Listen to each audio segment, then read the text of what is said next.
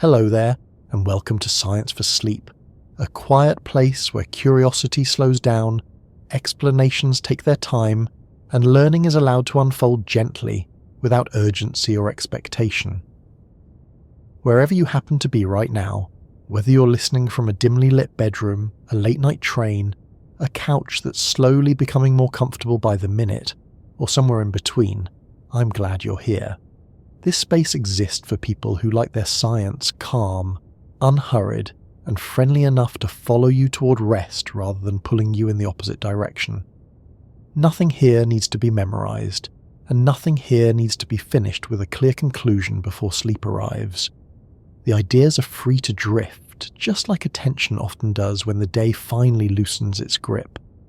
Tonight, we're going to spend some time with a concept that sounds enormous, technical, and possibly intimidating at first glance, but becomes surprisingly familiar the longer you sit with it. We're going to talk about space-time, not in the sense of equations, diagrams, or chalkboards filled edge to edge with symbols, but in the sense of what it actually means for the world you move through every day. The floors beneath your feet, the distance between your hands, the moments between one thought and the next. Space-time isn't something far away, reserved for physicists in observatories or astronauts drifting above Earth. It's the quiet framework that holds together every place you've ever been and every moment you've ever experienced, even if you've never had a reason to think about it before. Most of us grow up learning that space and time are two separate things. Space is where things are. Time is when things happen.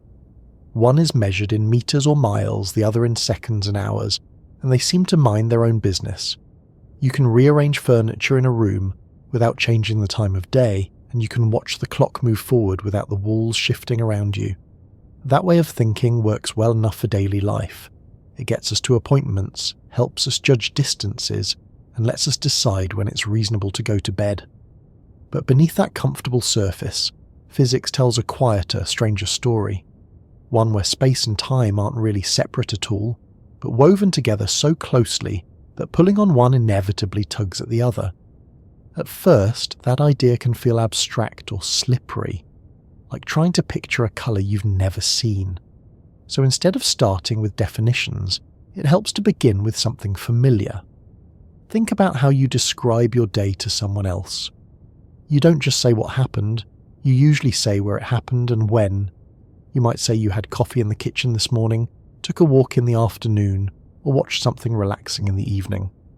Place and moment are naturally linked in how we remember things. Memories don't float freely in time or space alone, they come packaged together.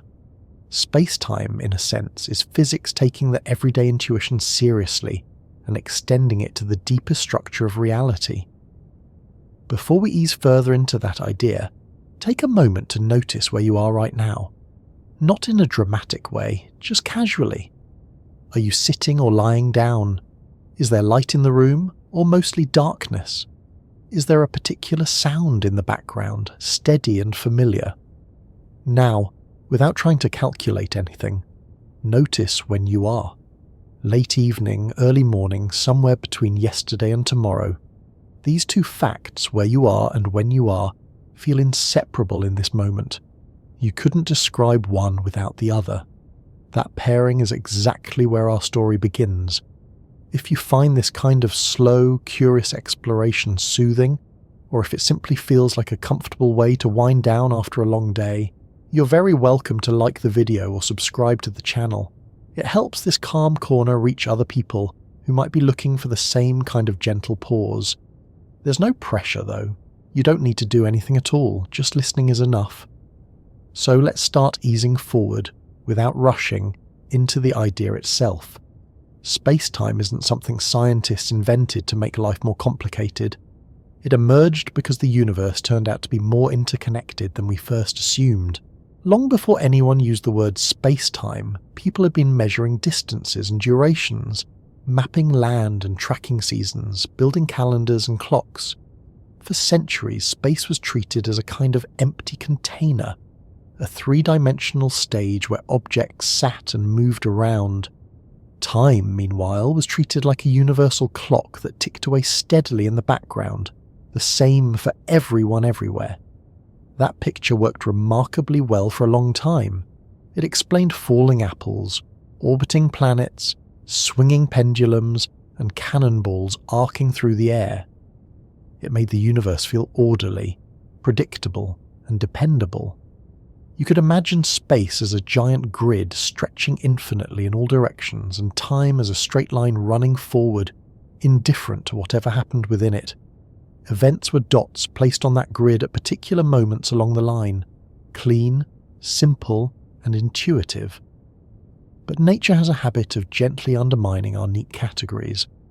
As scientists began measuring things more precisely, especially when dealing with light, very high speeds, and strong gravity, the old separation between space and time started to wobble. Experiments showed that different observers could disagree about distances and durations in ways that weren't just errors or illusions. Two people moving differently could measure the same event and come away with different answers about how long it lasted or how far apart things were, not because their clocks were broken or their rulers were bent, but because the universe itself allowed for those differences. This wasn't chaos. It followed clear, consistent rules. The surprising part was that the rules didn't treat space and time independently. Change how one behaves, and the other responds. Speed up relative to someone else, and your clock ticks differently compared to theirs. Change the gravitational environment, and time itself flows at a different rate. These effects are subtle in everyday life, so subtle that we don't notice them without extremely precise instruments, but they're always there, quietly at work. To make sense of this, physics did something surprisingly elegant. Instead of trying to patch up space and time separately, it combined them into a single structure. Not as a metaphor, but as a mathematical and physical reality.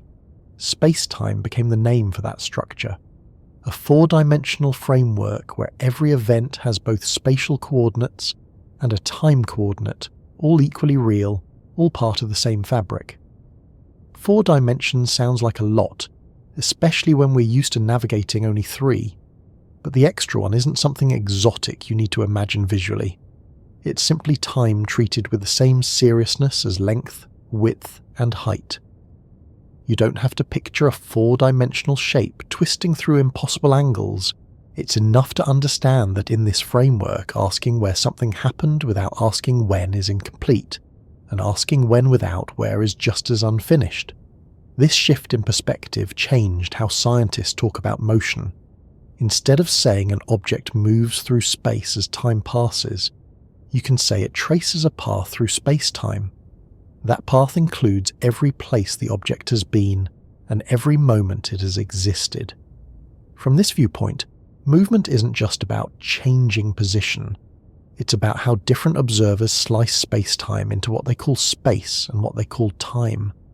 Those slices don't always line up the same way. If that feels like a lot to hold at once, that's okay.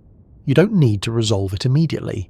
The point here isn't to arrive at a final understanding, but to let the idea settle gradually, like eyes adjusting to low light. Each pass over the concept makes it a little clearer, a little less strange. There's also something quietly reassuring about space-time once you sit with it. It suggests that the universe isn't a collection of disconnected moments flickering in and out of existence, but a continuous structure where everything has its place. Every experience you've ever had fits somewhere within it. Not lost, not floating aimlessly, but part of a larger pattern that doesn't rush or forget.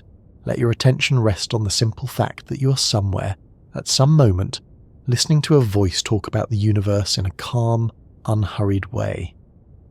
That combination of place and time is not accidental. It's the most basic example of space-time in action.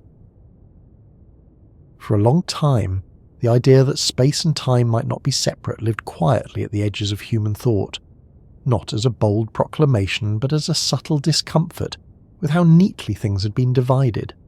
Space was treated as the arena, time as the schedule, and the two rarely crossed paths in ordinary explanations. You could point to a location on a map without caring what year it was, and you could talk about an hour passing without needing to know where you were standing when it happened. That separation felt natural, almost obvious, because it matched how our senses report the world. We look around and see space. We glance at a clock and see time. They seem to belong to different mental drawers. Yet even in everyday language, the divide is not as clean as it first appears. When you describe an event, you instinctively anchor it both ways. You do not just remember that something happened, you remember where it happened. You do not just recall a place, you recall when you were there.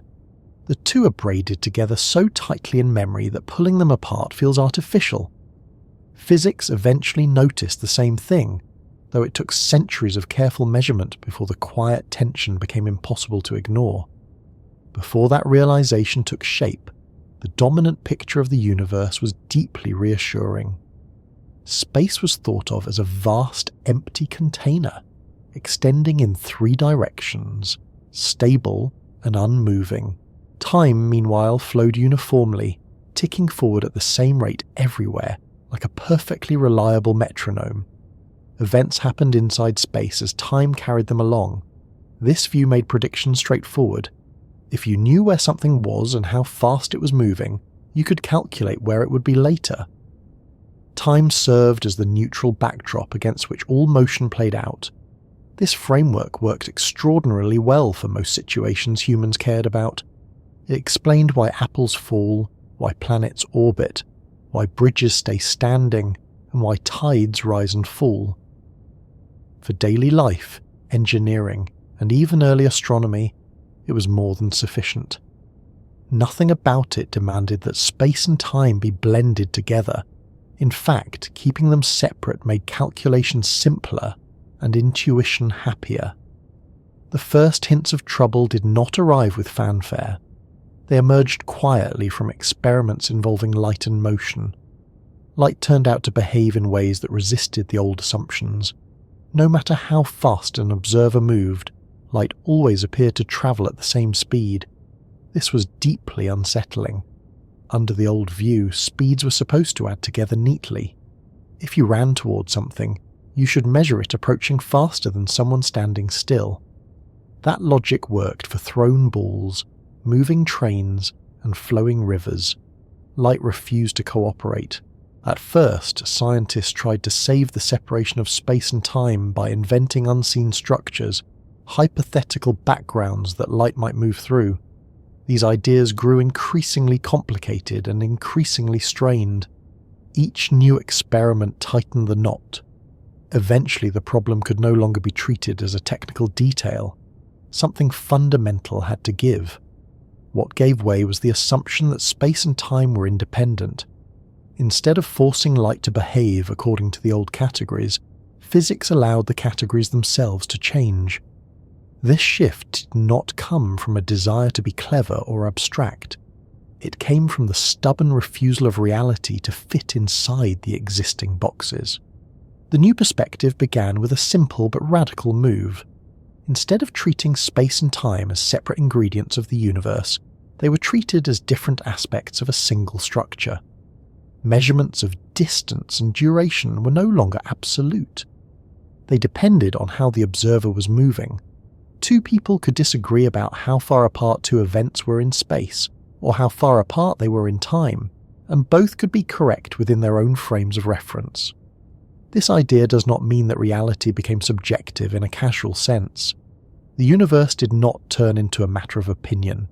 The rules governing these differences were precise, consistent, and universal. Everyone agreed on the underlying structure. They simply sliced it differently depending on their motion. What one observer called a long distance and a short time, another might call a shorter distance and a longer time. The total structure remained the same. To make sense of this, space and time were combined into a four-dimensional framework. Each event was no longer described only by where it happened, but by when it happened as well. Together, these coordinates formed a single point in space-time. Objects moving through the universe traced out continuous paths through this four-dimensional structure. Motion was no longer just something that happened in space as time passed.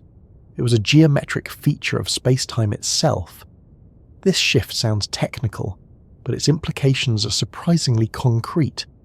Consider something as ordinary as two flashes of light. Under the old view, whether they happened at the same time was an absolute fact. Under the new view, simultaneity depends on the observer. Two flashes that appear simultaneous to someone standing still might not appear simultaneous to someone moving past them.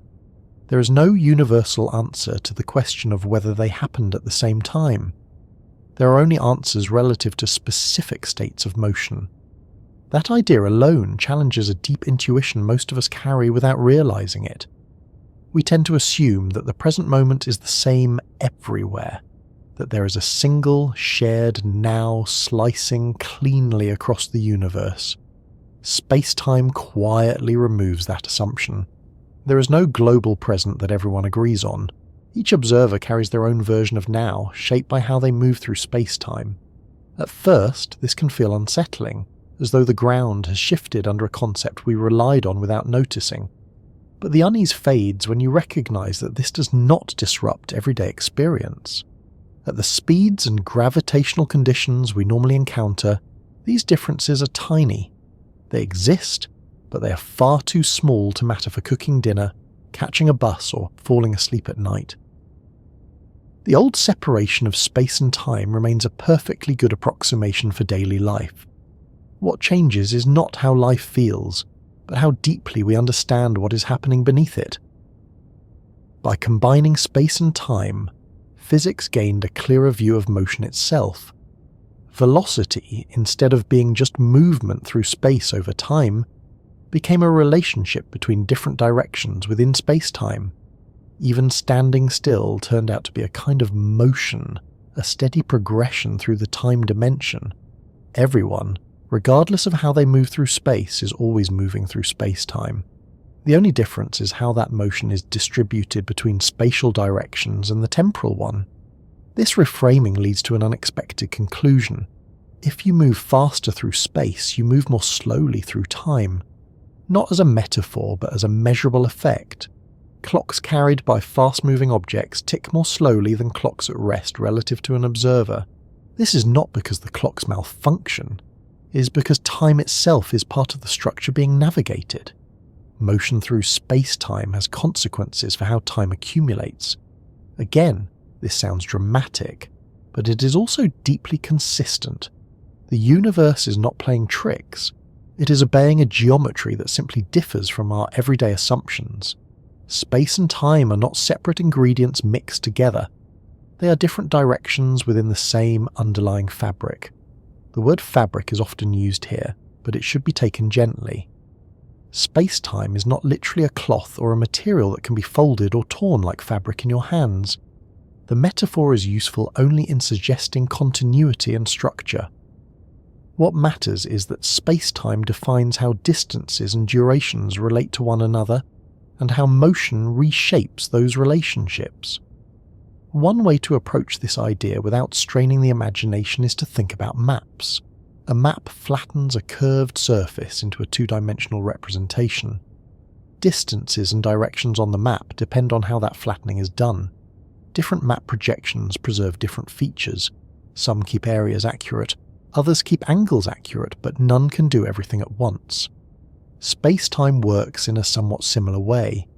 Different observers project the four-dimensional structure into their own three-dimensional space and one-dimensional time. Each projection is valid within its own context. This perspective removes the need for a universal stage where events simply play out. Instead, space-time itself becomes the stage, and each observer experiences a particular cross-section of it. What you call space is not a fixed thing independent of you. It is how space-time appears when sliced in a way that matches your motion. What you call time is the direction along which you move through that structure. There is something quietly humbling about this.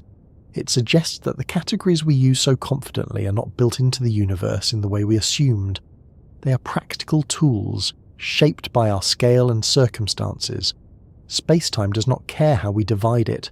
It simply exists as a unified whole, accommodating all perspectives without privileging any single one. This idea also changes how we think about permanence. In a space-time view, events do not vanish into the past or hover uncertainly in the future. They occupy definite locations within the structure. The fact that you cannot revisit them does not mean they are erased. It means your path through space-time does not pass through those points again. The structure remains intact regardless of where your personal journey takes you. That thought can be comforting or unsettling, depending on how you approach it. For now, it is enough to note that space-time offers a way to understand continuity without requiring a flowing river of time sweeping everything away. The flow is something we experience, not necessarily something space-time itself does. As this perspective settled into physics, it opened the door to deeper questions. If space and time are unified, what else might be folded into the structure of the universe? What role does gravity play? Why does motion reshape time? How does light fit so naturally into this picture? These questions did not arrive all at once. They emerged gradually, each one nudging the understanding a little further from familiar ground. What matters here is that the idea of space and time not being separate was not a loud revolution. It was a quiet correction.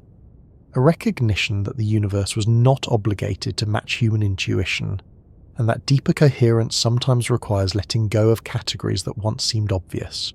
Space and time are not separate things stitched together later.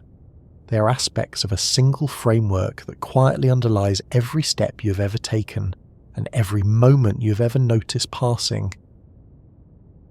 For most of human history, space was imagined as something inert and passive, a kind of silent container that held everything else. It did not act, it did not respond, and it certainly did not move. It simply existed, vast and empty, waiting for objects to occupy it. This idea was so comfortable and so useful that it rarely drew attention to itself. You could draw a grid on paper, label directions, and imagine the universe laid out the same way, extending endlessly. Time, meanwhile, ticked forward independently, unaffected by what filled that grid. Events happened in space, during time, and the two politely stayed out of each other's way. This view did not come from carelessness or lack of imagination. It emerged because it worked extraordinarily well. If you wanted to describe how a stone falls, how a wheel turns, or how a planet traces its path across the sky, treating space as fixed and time as universal gave reliable answers. Engineers could build bridges, astronomers could predict eclipses, sailors could navigate oceans. There was no obvious reason to suspect that the stage itself was doing anything interesting. In that picture, motion was something objects did relative to space. You could ask how fast something was moving and mean how quickly it changed its position within that static backdrop. Space provided the reference, the unmoving frame against which all movement was measured. Time, equally steady, told you how long the change took. Together they formed a simple, intuitive system. Nothing about it suggested that space might have its own behaviour. Even emptiness was thought of as truly empty.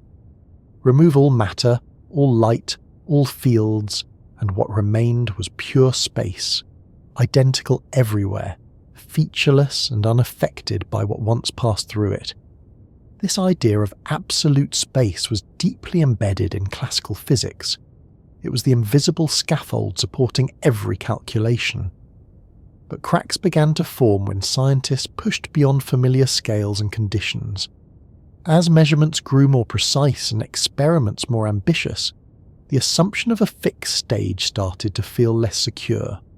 Light once again played a central role. Its behaviour did not align neatly with the idea of space as a passive background. Light did not need a medium, did not slow down as expected, and did not respond to motion in the way other things did. At the same time, questions about motion itself grew sharper. If space was truly absolute, there should be a clear distinction between being at rest and being in motion. Yet experiments repeatedly failed to identify any absolute state of rest. No matter how carefully observers measured, they could not tell whether they were moving uniformly or standing still without referencing something else. Motion seemed to be relative all the way down. This realization nudged physics toward a quieter but more profound question. If you cannot tell whether you're moving through space, or space is simply defined relative to other objects, what exactly is space doing? Is it really an independent entity, or is it more deeply connected to the things within it? The answer that eventually emerged did not come all at once. It arrived through a gradual shift in perspective. Instead of asking how objects move through space, physics began asking how motion is defined in the first place. Instead of treating space as a rigid container, it became possible to treat it as part of the system, something that could participate in physical processes. This shift was subtle at first. The idea of space-time had already blurred the boundary between space and time, showing that measurements of distance and duration depend on the observer's motion. That alone weakened the notion of a universal unmoving stage, but there was still room to imagine space-time as fixed, even if observers sliced it differently. The deeper change came when gravity entered the picture in a new way. In the older view, gravity was a force acting across space. Massive objects pulled on one another, reaching out invisibly and instantaneously, influencing motion without altering the space between them. Space itself remained unchanged, merely hosting the interaction. This worked well for many purposes, but it came with unanswered questions. How did gravity know how strong to be? Why did it affect all objects the same way regardless of their composition? And how did it fit with the new understanding of space-time, where nothing could influence anything else faster than light? The answer that emerged was radical but remarkably simple once accepted. Gravity was not something acting within space, it was something space, or more accurately space-time did. Instead of objects pulling on one another across a passive background, massive objects changed the structure of space-time itself. Motion then followed that structure naturally. In this view, space-time stopped being an empty stage and became an active participant. It could curve, stretch, and respond to the presence of mass and energy. Objects did not move the way they did because they were being pulled by an invisible force. They moved the way they did because they were following the straightest possible paths through a curved space-time. The word straight here needs careful handling. In everyday language, straight means what a ruler shows on a flat surface. In space-time, straight means something slightly different. It means a path that follows the geometry of the structure without any external influence. On a curved surface, like the Earth, the straightest path between 2 points is not a straight line on a map. It is a curve that follows the surface itself. Space-time works in a similar way, though with one extra dimension and far subtler curvature. Once this idea took hold, space could no longer be thought of as inert. It had properties, it could respond, it could influence motion. Time, woven into this structure, was affected as well. Where space-time curved more strongly, time flowed differently. Clocks ticked at different rates depending on their position and motion within this moving stage. This is where the metaphor of a stage becomes useful, as long as it is treated carefully. The stage is no longer rigid and unmoving. It flexes under the weight of the actors. It shapes their paths even as they move across it. And crucially, it is not separate from the play. It is part of the story being told. What makes this idea especially striking is how little it disrupts everyday experience. You do not feel space-time bending beneath your feet. Your room does not appear distorted. Time does not suddenly speed up or slow down in a way you can notice. The effects are real, but they are small under ordinary conditions. Earth's gravity curves space-time gently. The resulting effects on time and distance are measurable with precise instruments, but not with human senses. This subtlety is why the old picture survived so long. For most practical purposes, treating space as empty and time as universal works well enough. The moving stage reveals itself only when precision matters, or when gravity becomes intense, or when speeds approach that of light. Under those conditions, ignoring the activity of space-time leads to errors that cannot be patched over. Once space-time is allowed to move, to curve and respond, a remarkable coherence appears. The strange behaviour of clocks in motion, the constancy of the speed of light, and the universality of gravitational acceleration all find a common explanation. They are not separate mysteries. They are different expressions of the same underlying structure. This perspective also reframes what it means to be at rest. In a moving space-time, rest is no longer defined relative to an absolute background. It is defined relative to the local structure of space-time itself. An object at rest is simply following a path that aligns with the curvature around it. There is no deeper stillness beneath that. Even emptiness changes meaning. A region of space-time with no matter is not necessarily trivial. It still has structure. It can carry gravitational waves, ripples in space-time itself that propagate outward when massive objects move violently. These waves are not vibrations of something sitting inside space. They are vibrations of space-time. The stage is shaking, not the props. This idea would have seemed absurd under the old view. How can nothing vibrate? How can emptiness ripple? The answer is that space-time is not nothing. It is not a container waiting to be filled.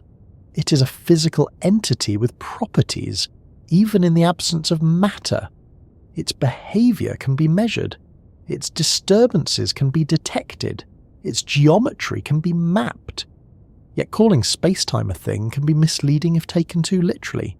It is not a substance in the way air or water is a substance. You cannot scoop it up or isolate it. Its reality is expressed through relationships, through how distances, durations and paths behave. It exists in the rules that govern measurement and motion. Thinking this way requires letting go of a deeply ingrained habit.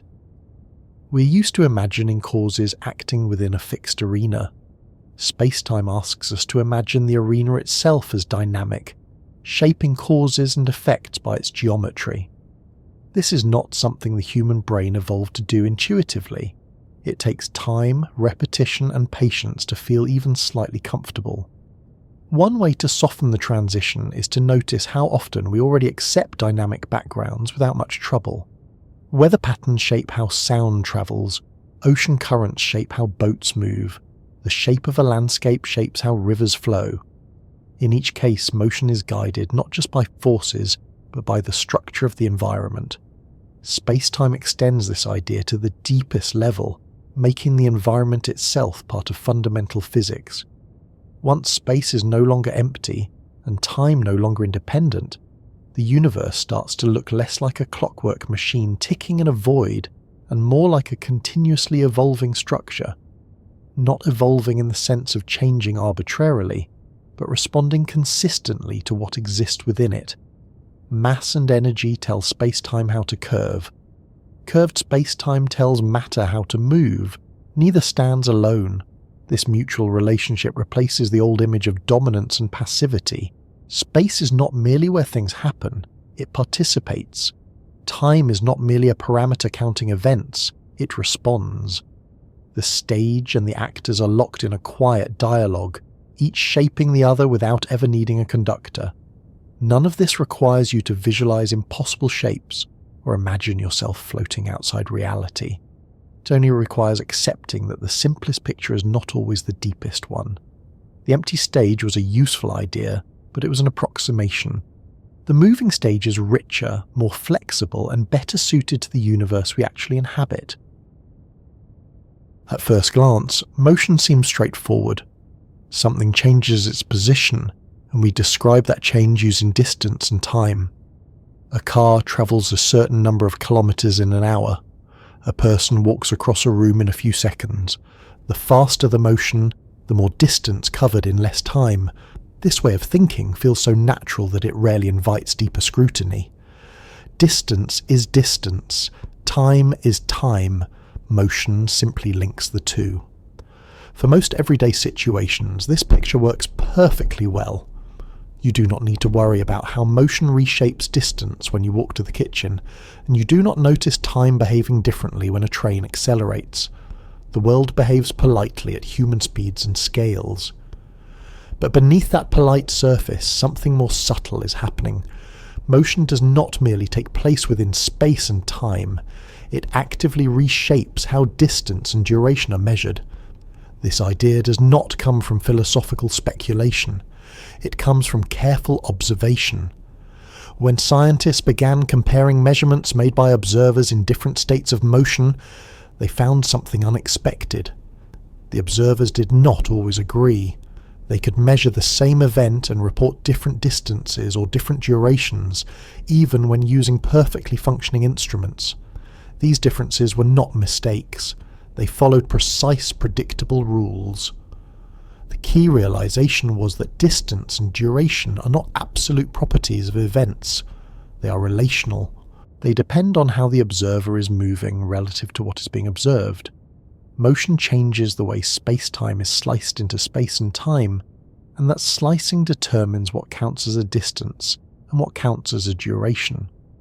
To understand why this happens, it helps to set aside the idea that space and time exist independently and return to the unified picture of space-time. In space-time, events are points in a four-dimensional structure. Objects trace out paths through that structure. Observers do not perceive space-time directly.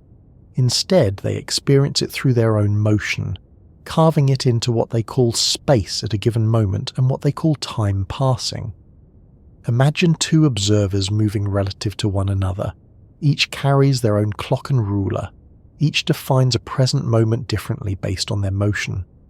Those definitions are not arbitrary. They are constrained by the structure of space-time itself, but they are not identical. As a result, what one observer calls simultaneous events, another observer may not.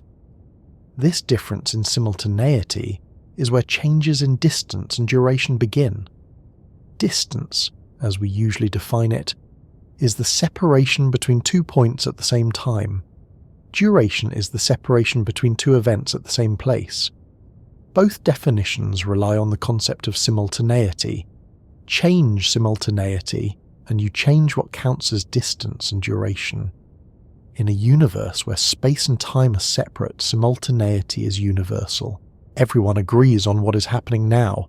In space-time, simultaneity depends on motion. There is no single slice of now that applies to everyone.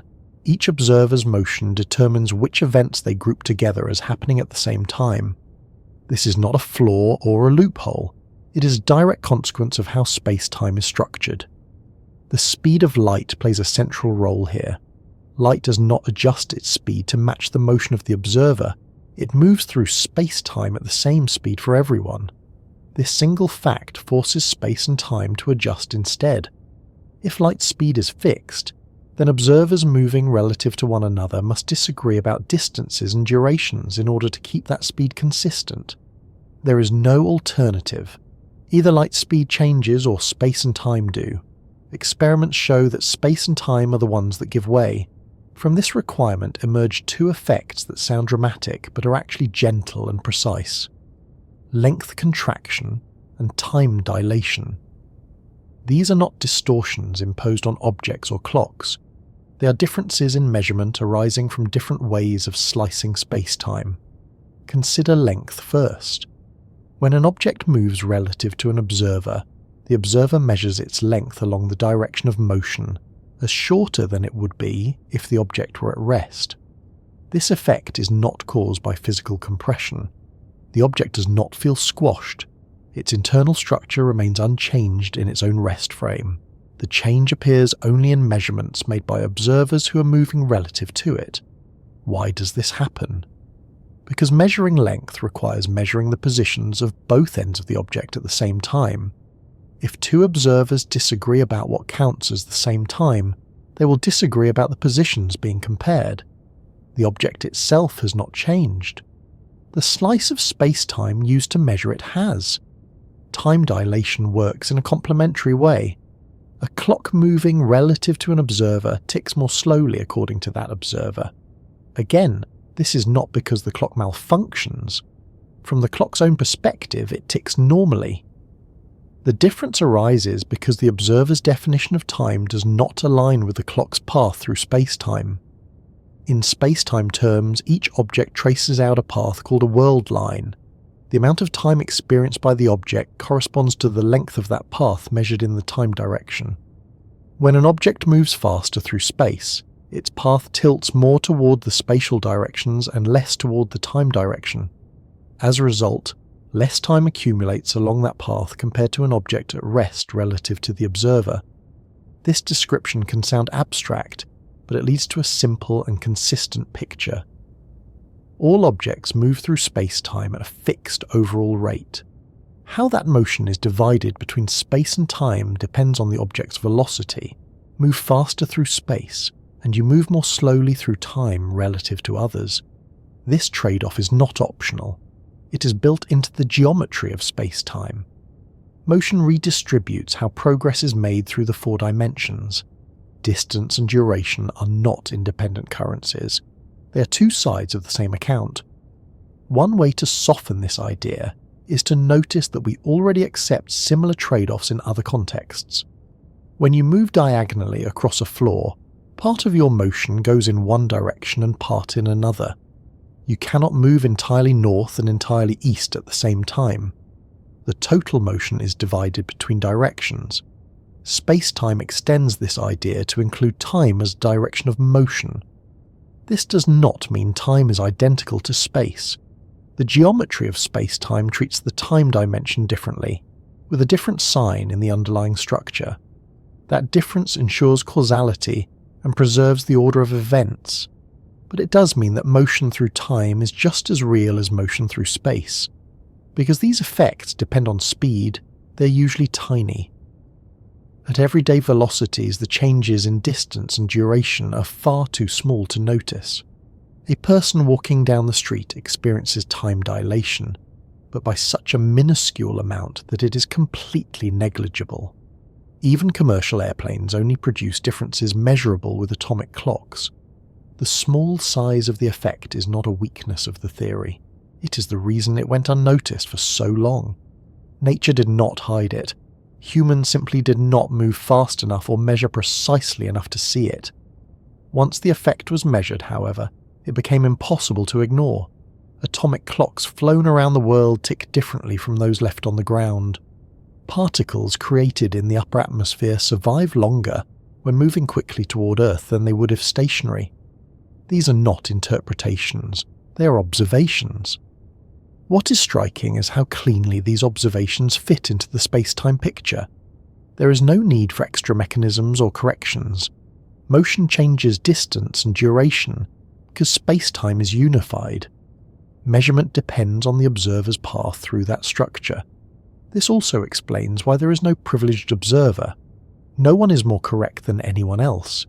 Each observer's measurements are valid within their own frame of motion. Disagreements are not contradictions, they are reflections of different space-time perspectives.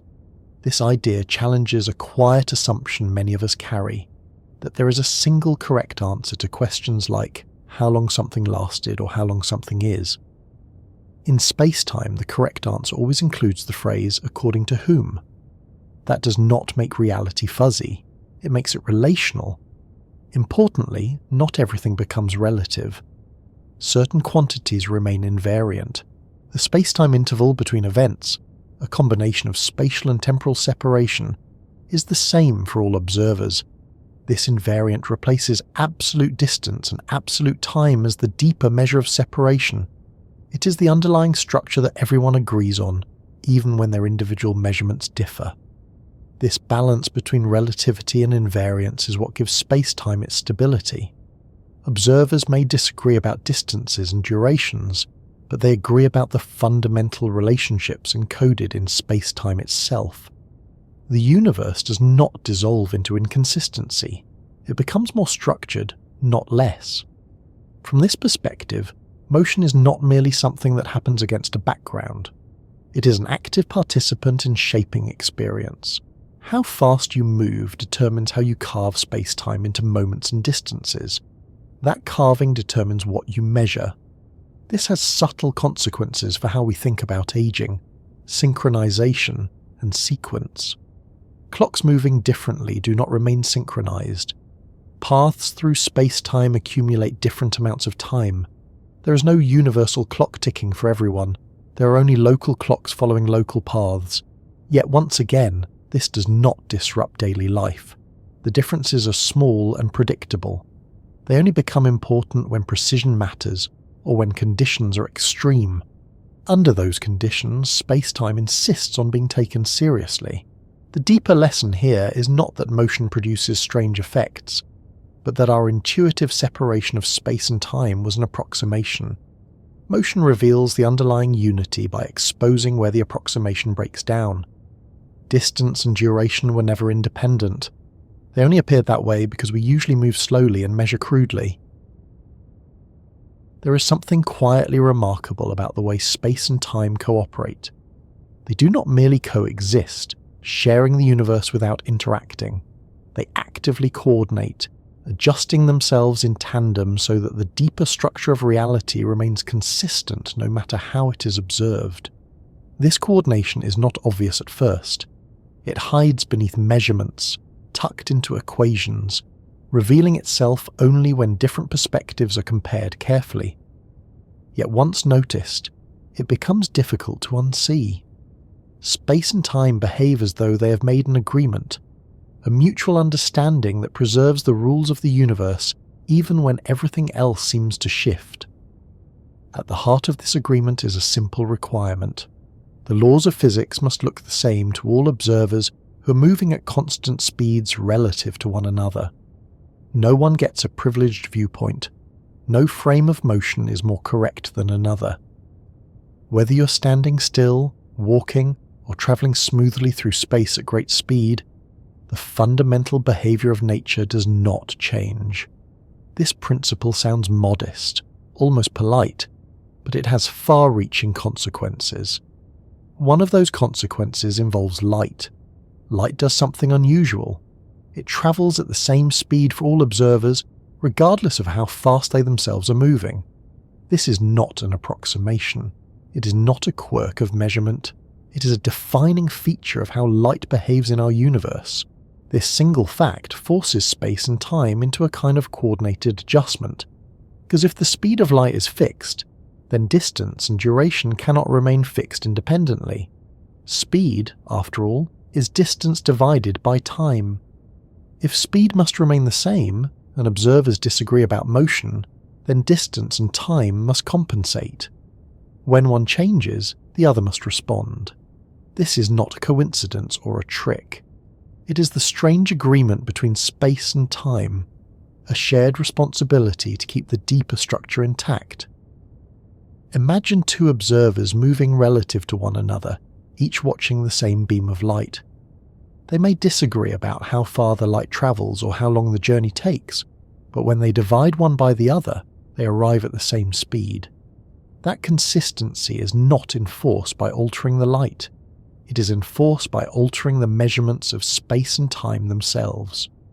This idea often feels backward at first. We are used to thinking of space and time as the measuring sticks and clocks against which motion is judged. Here, motion and light dictate how those measuring tools behave. Space and time become flexible, adjusting to preserve a deeper invariance.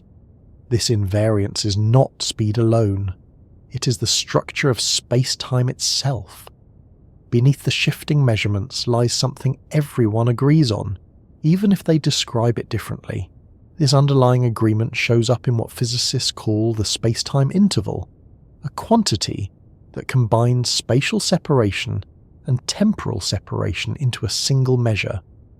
Observers may disagree about distance and duration separately, but they agree on this combined quantity. This is where the agreement becomes truly strange. Space and time do not merely trade off arbitrarily, they do so in a precise way that preserves this invariant interval. If time stretches, space contracts just enough. If space expands, time adjusts accordingly. The balance is exact, not approximate. To understand this without relying on formulas, it helps to think in terms of constraints rather than causes. Space and time are not reacting to one another as if one were pulling the other along. They're constrained together by the geometry of space-time. That geometry dictates how measurements must behave if the underlying structure is to remain consistent. This agreement has practical consequences that reach far beyond thought experiments.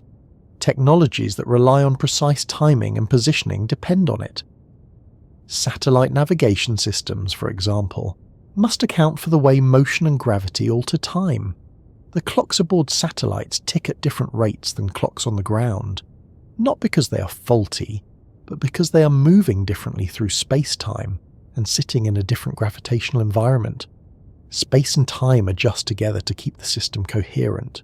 The agreement also explains why there is a maximum speed in the universe.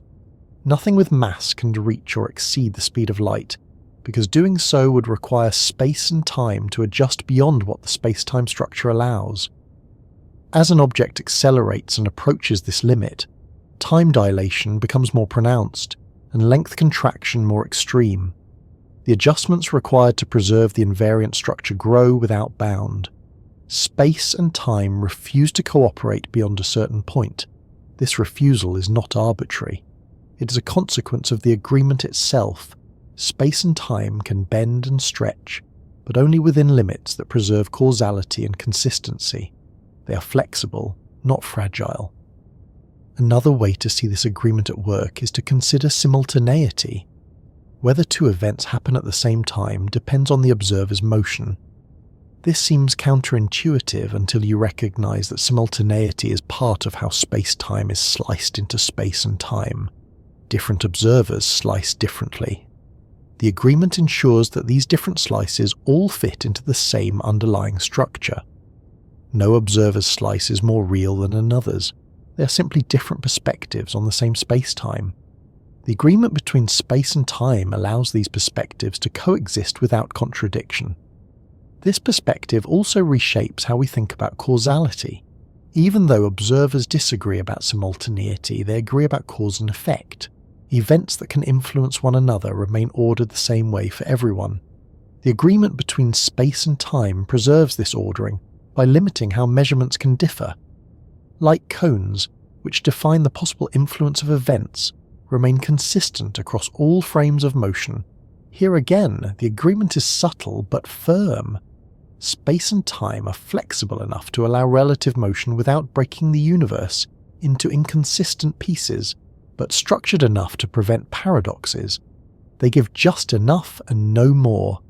This balance becomes even more striking when gravity enters the picture. Gravity affects both space and time. Clocks tick more slowly in stronger gravitational fields. Distances are warped. Yet even here, the agreement holds. Space and time adjust together so that the space-time structure remains coherent. Pass through space-time curve, but the rules governing those curves remain consistent. In this sense, gravity does not break the agreement, it expresses it. Gravity is space-time responding to mass and energy, bending in a way that preserves the same underlying relationships. The agreement between space and time is not limited to motion alone. It extends to how space-time responds to everything that exists within it. What makes this agreement especially interesting is that it is not something imposed from outside. There is no external referee ensuring that space and time behave properly. The agreement is built into the geometry of space-time itself. It is how the universe is structured. From a human perspective, this can feel like an unexpected kindness. Reality could have been far messier. Different observers could have experienced fundamentally incompatible worlds. Instead, the universe allows multiple perspectives to coexist, each valid, each incomplete on its own, but all fitting together into a single consistent whole. This does not mean that understanding space-time becomes easy. The agreement between space and time challenges habits of thought that are deeply ingrained. We're used to fixed distances and shared moments.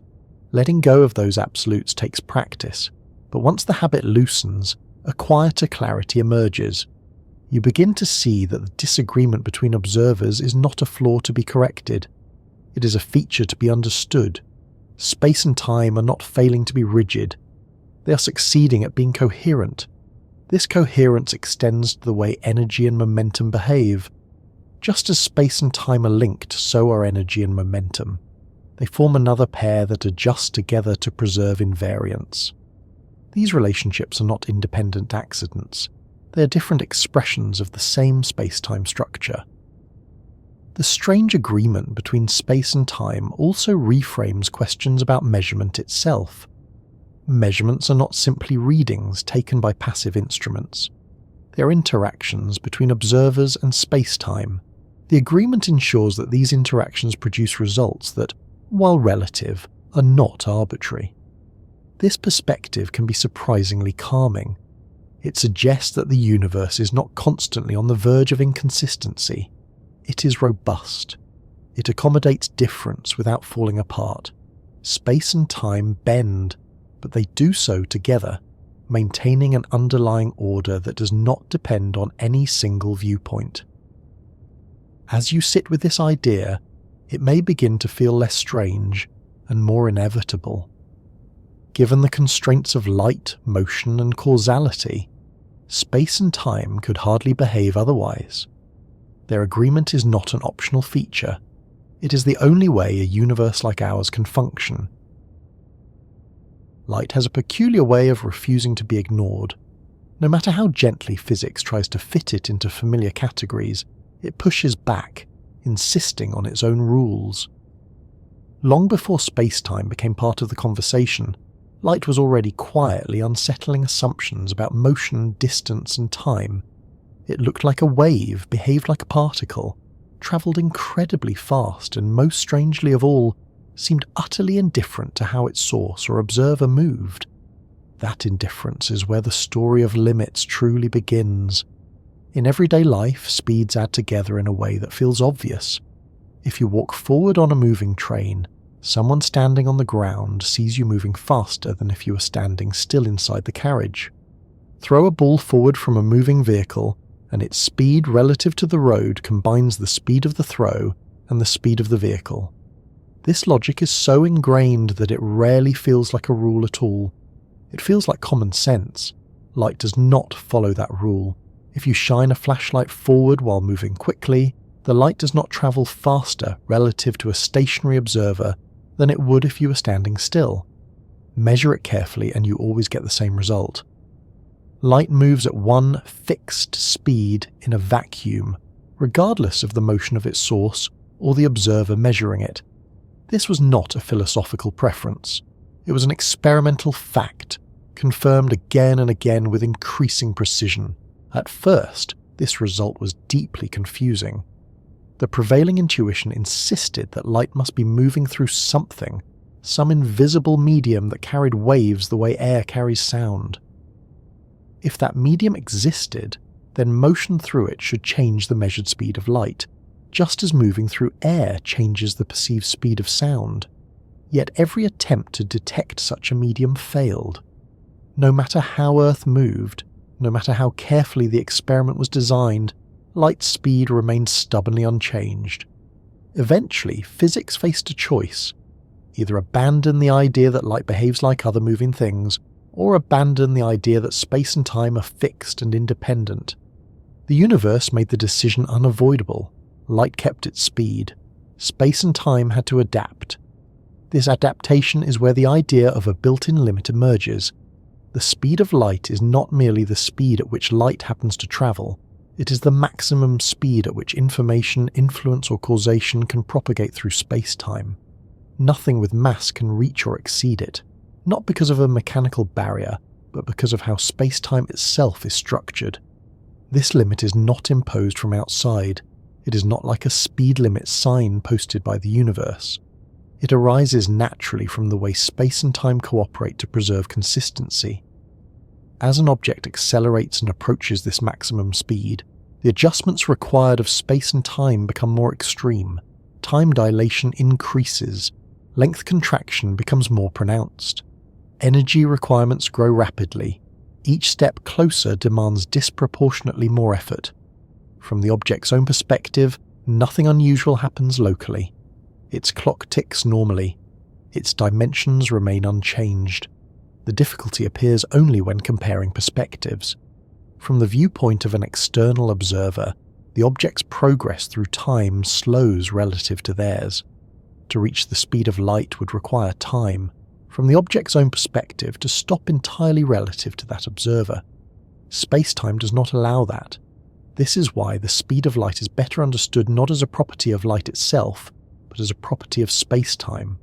Light travels at that speed because that speed defines how space-time is stitched together.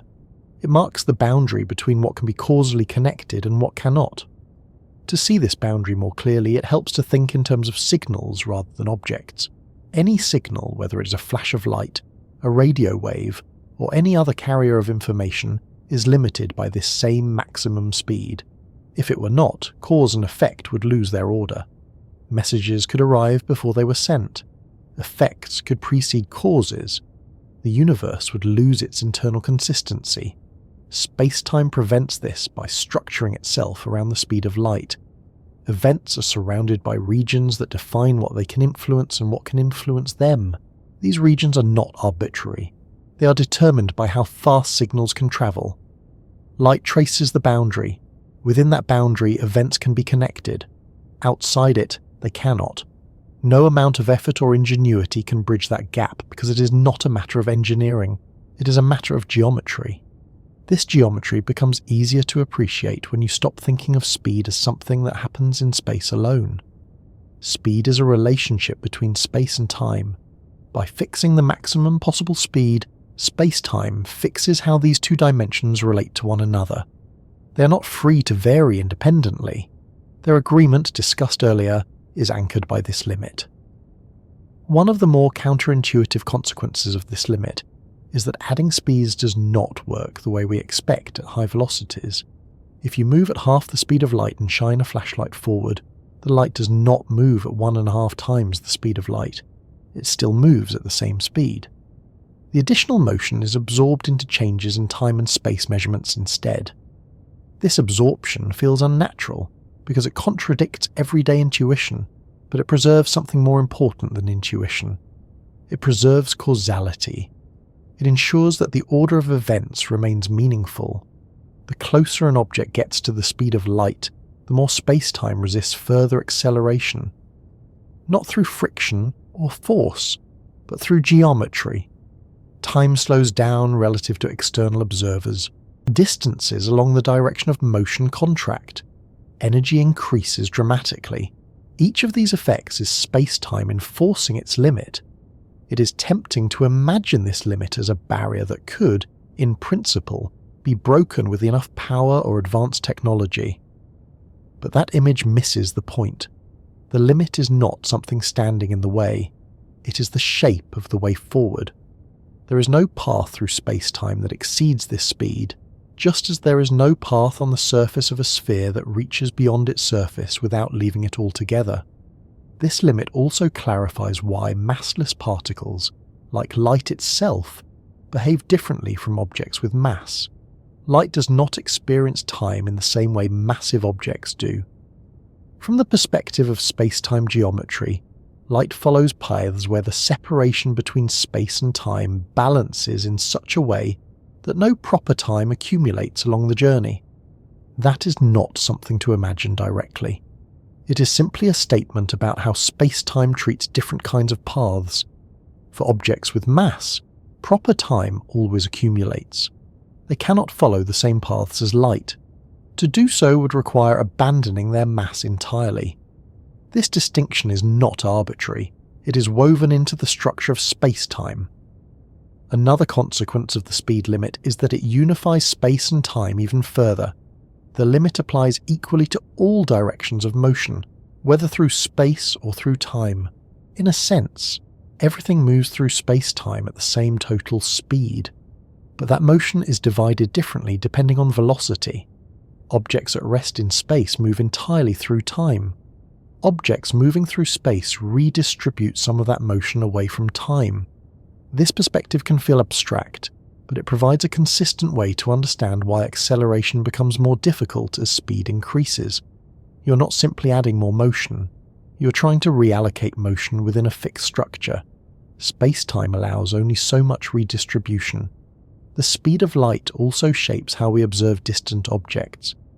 Because signals take time to travel, looking far away means looking back in time. This is not a poetic statement. It is a direct consequence of the speed limit. The farther something is, the longer light has taken to reach us.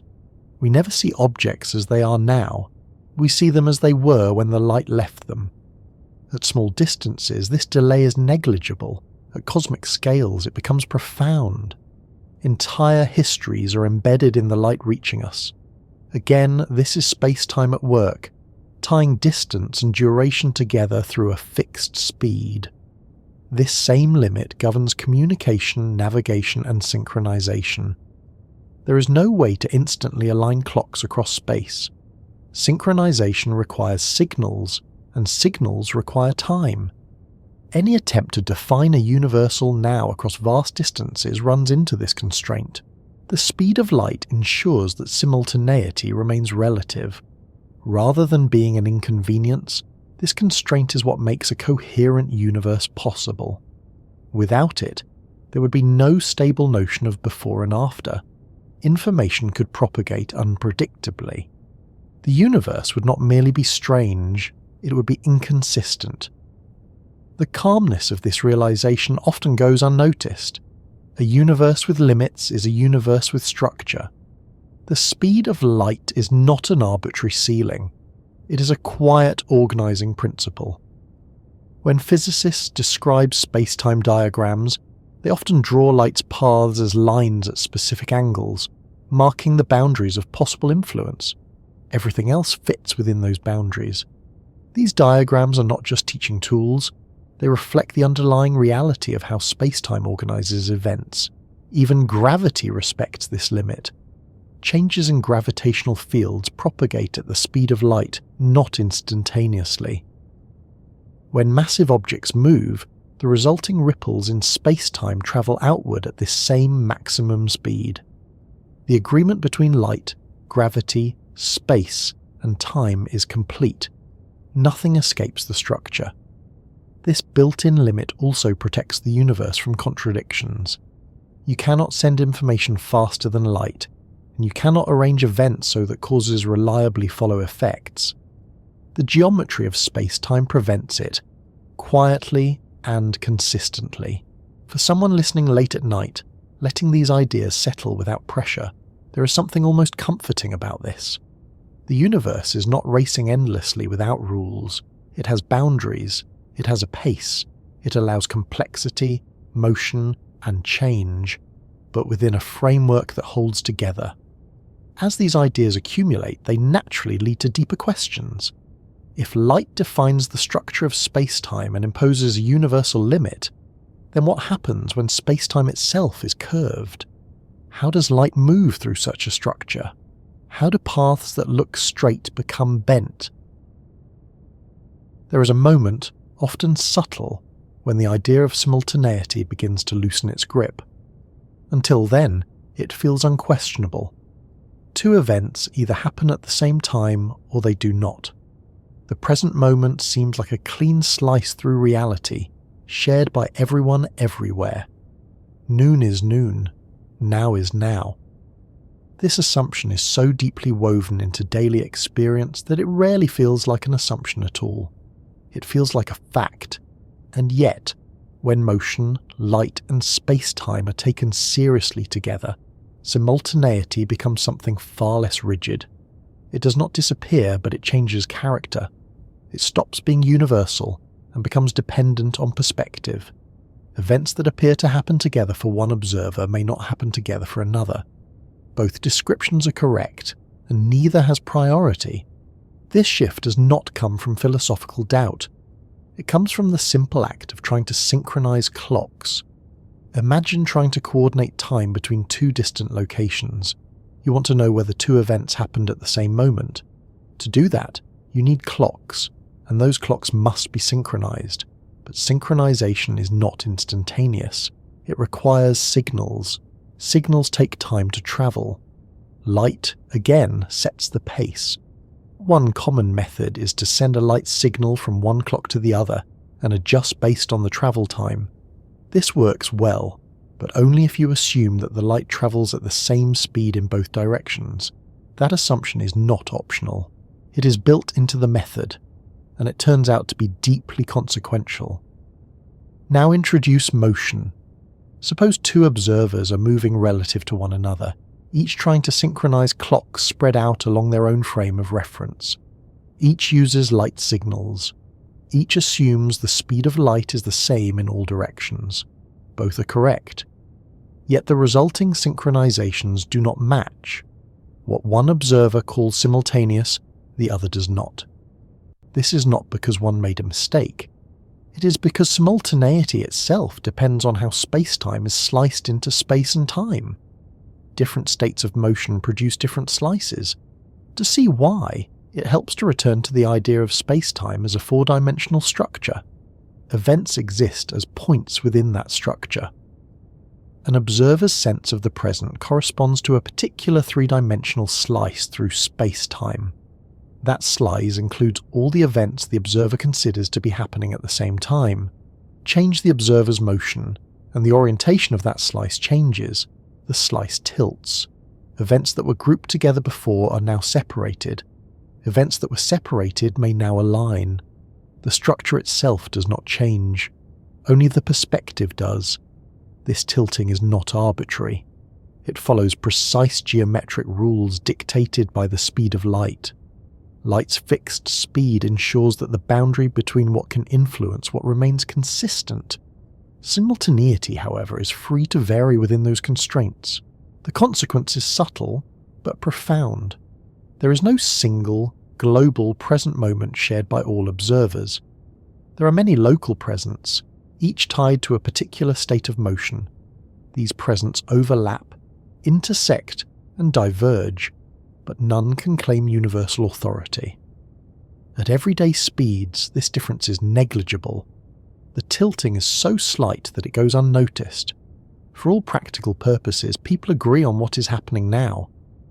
The disagreement only becomes apparent when relative speeds approach a significant fraction of the speed of light, or when measurements become extremely precise. But the fact that it can appear at all tells us something important. Simultaneity is not built into the universe as an absolute feature. It is a relational concept, emerging from how observers move through space-time. This realization often feels more unsettling than time dilation or length contraction. Slower clocks and shorter lengths can be accepted as measurement effects. Losing a shared now feels more personal. It challenges how we think about experience itself. We tend to imagine reality unfolding moment by moment, with everyone advancing together. Space-time suggests a different picture. Events exist within a structured whole, and observers experience different sequences depending on how they move. This does not mean that events can occur in any order. Causality remains intact. Events that can influence one another maintain their order for all observers. A cause always precedes its effect. What changes is the ordering of events that are too far apart to be causally connected. If two events are separated by enough distance that no signal travelling at or below the speed of light could connect them, then different observers are free to disagree about their temporal order. One may say A happened before B, another may say B happened before A, a third may say they happened at the same time. None of these descriptions contradict physical law, because no causal relationship exists between the events. This freedom is not a flaw. It is a reflection of the structure of space-time. The universe does not require a fixed order where no influence is possible. It only requires consistency where influence exists. Understanding this distinction helps soften the discomfort. Simultaneity fails only where it does not matter physically. Where cause and effect are involved, space-time enforces agreement. This brings us back to light cones, though without needing diagrams. Every event divides space-time into regions. There is a set of events that could have influenced it, a set that it could influence, and a set that is too far away to matter. Simultaneity disagreements occur only in that third set. From within that structure, the idea of a universal now becomes unnecessary. The universe functions perfectly well without it. Processes unfold, causes lead to effects, observers experience sequences, all without requiring a single shared moment. This perspective also reframes how we think about synchronization in practice. Global systems that rely on precise timing, such as navigation satellites, do not assume absolute simultaneity. They account for relative motion and gravitational effects. They operate within spacetime, not outside it. The loss of universal simultaneity also reshapes philosophical questions about the present. If there is no single now, what does it mean to say something exists now? The spacetime view suggests that existence is not confined to a moving present.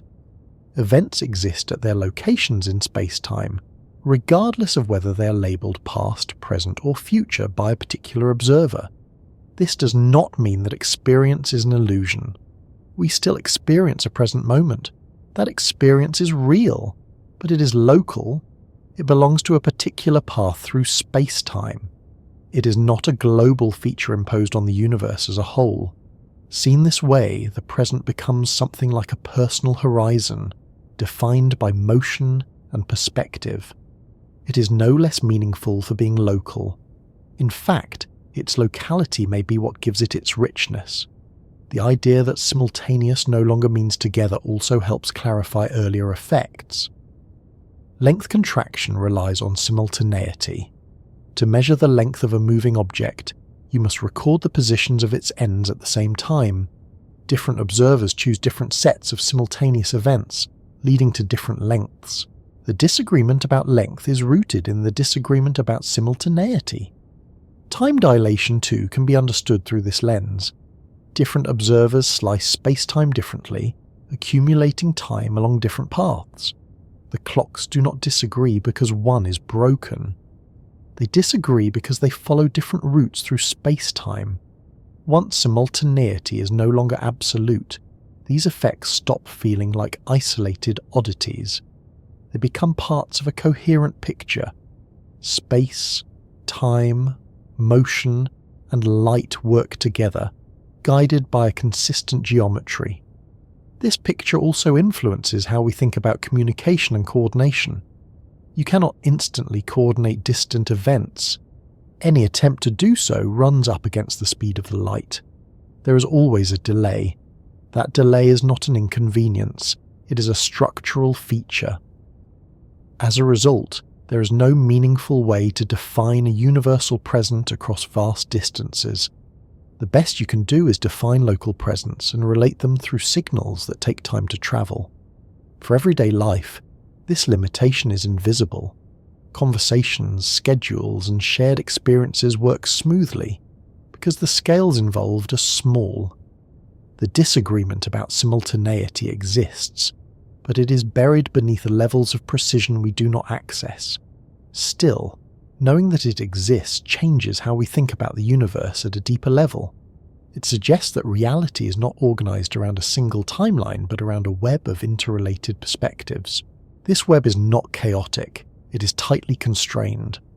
Observers may disagree about timing, but they agree about structure. They agree about the speed of light. They agree about causality. They agree about the geometry of space-time. The phrase, "at the same time," turns out to be shorthand, useful within a given frame of reference, but not a universal statement. It works locally, fails globally, and that is exactly what spacetime requires. This realization often marks a turning point. Once simultaneity is understood as relative, the universe stops being something that unfolds in lockstep everywhere. It becomes something richer, layered, and more flexible. At some point, gravity stopped looking like a force and started looking like a property. This change did not happen all at once, and it did not begin with the declaration that everything people thought about gravity was wrong. Instead, it began with a quiet mismatch between expectation and observation, the kind that lingers in the background until it can no longer be ignored. Gravity behaved too universally, too impartially, and too predictably to fit comfortably into the same category as pushes and pulls. In the familiar picture, gravity is something objects do to one another. A massive body exerts a pull. Other objects respond. Apples fall, planets orbit, tides rise. This description works well enough for calculation and intuition, and for centuries it was treated as the final word. Space remained the passive arena. Time ticked along. Gravity reached across space and nudged objects into motion. But even within that picture, gravity was already a little strange. Unlike other forces, it affected everything the same way. Drop a feather and a stone in a vacuum, and they fall together. Change the composition of an object, and its gravitational behavior remains unchanged.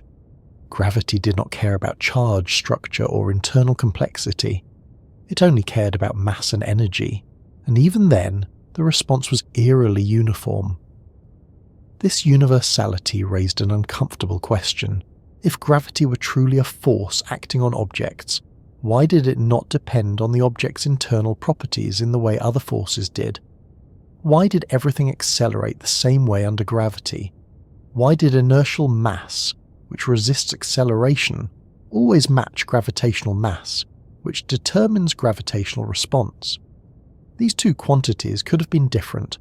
Nothing in the old framework required them to be the same, yet experiments showed that they were indistinguishable. Rather than treating this as a coincidence, physics eventually took it as a clue.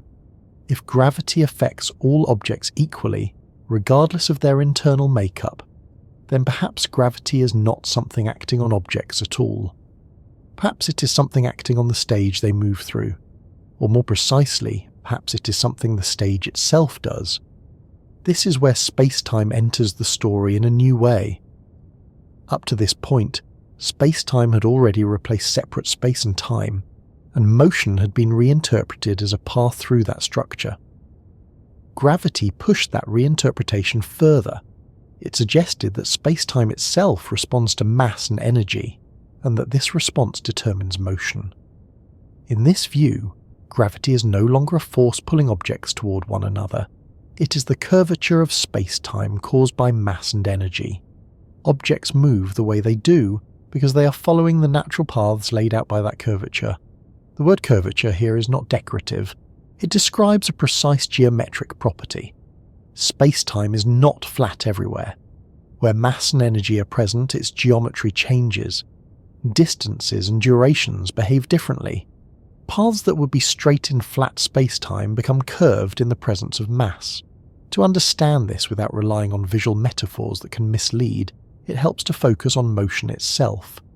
In the absence of gravity, an object moves along the straightest possible path through spacetime.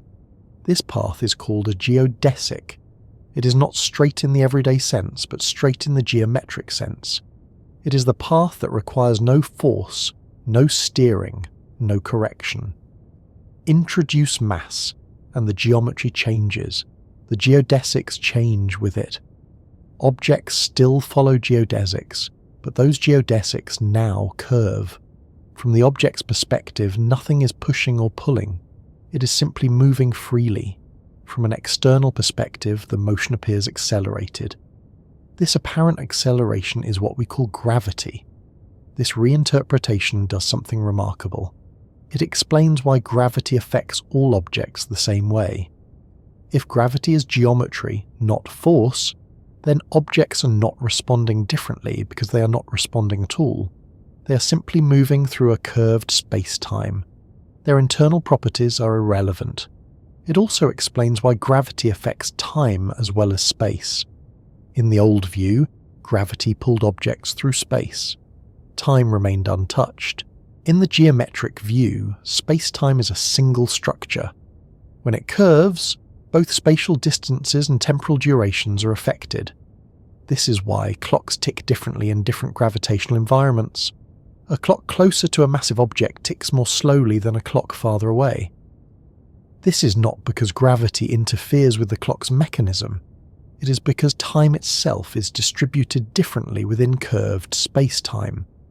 This effect is subtle near Earth, but it is real and measurable. Precision clocks placed at different heights tick at different rates.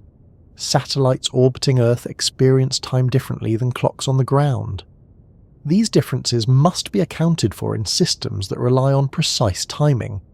Gravity does not merely pull objects downward, it reshapes how time passes. The idea that gravity affects time often feels stranger than the idea that it affects space. We are accustomed to thinking of distance as something flexible.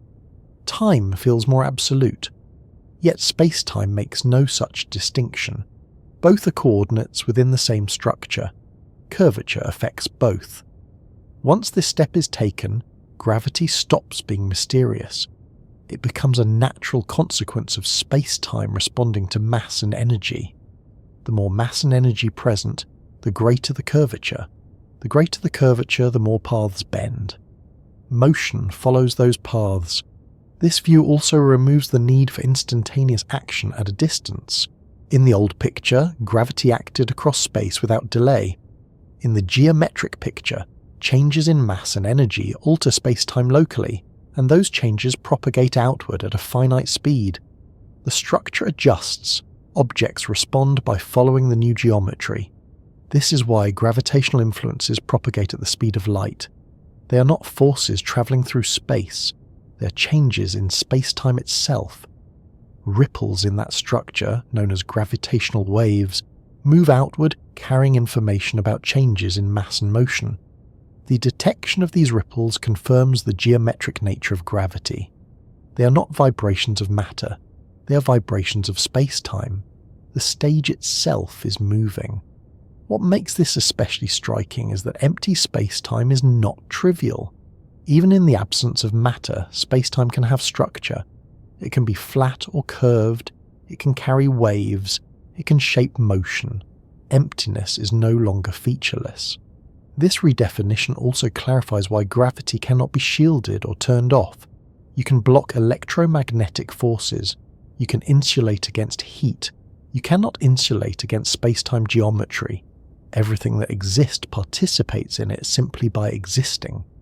In this sense, gravity is not something added to the universe. It is part of how the universe is organized. Matter and energy do not sit inside space-time like furniture in a room. They are part of the structure that defines it. This mutual relationship is often summarized succinctly. Mass and energy tell space-time how to curve, and curved space-time tells mass and energy how to move. That sentence is not a metaphor. It is a literal description of how gravity operates in the geometric view.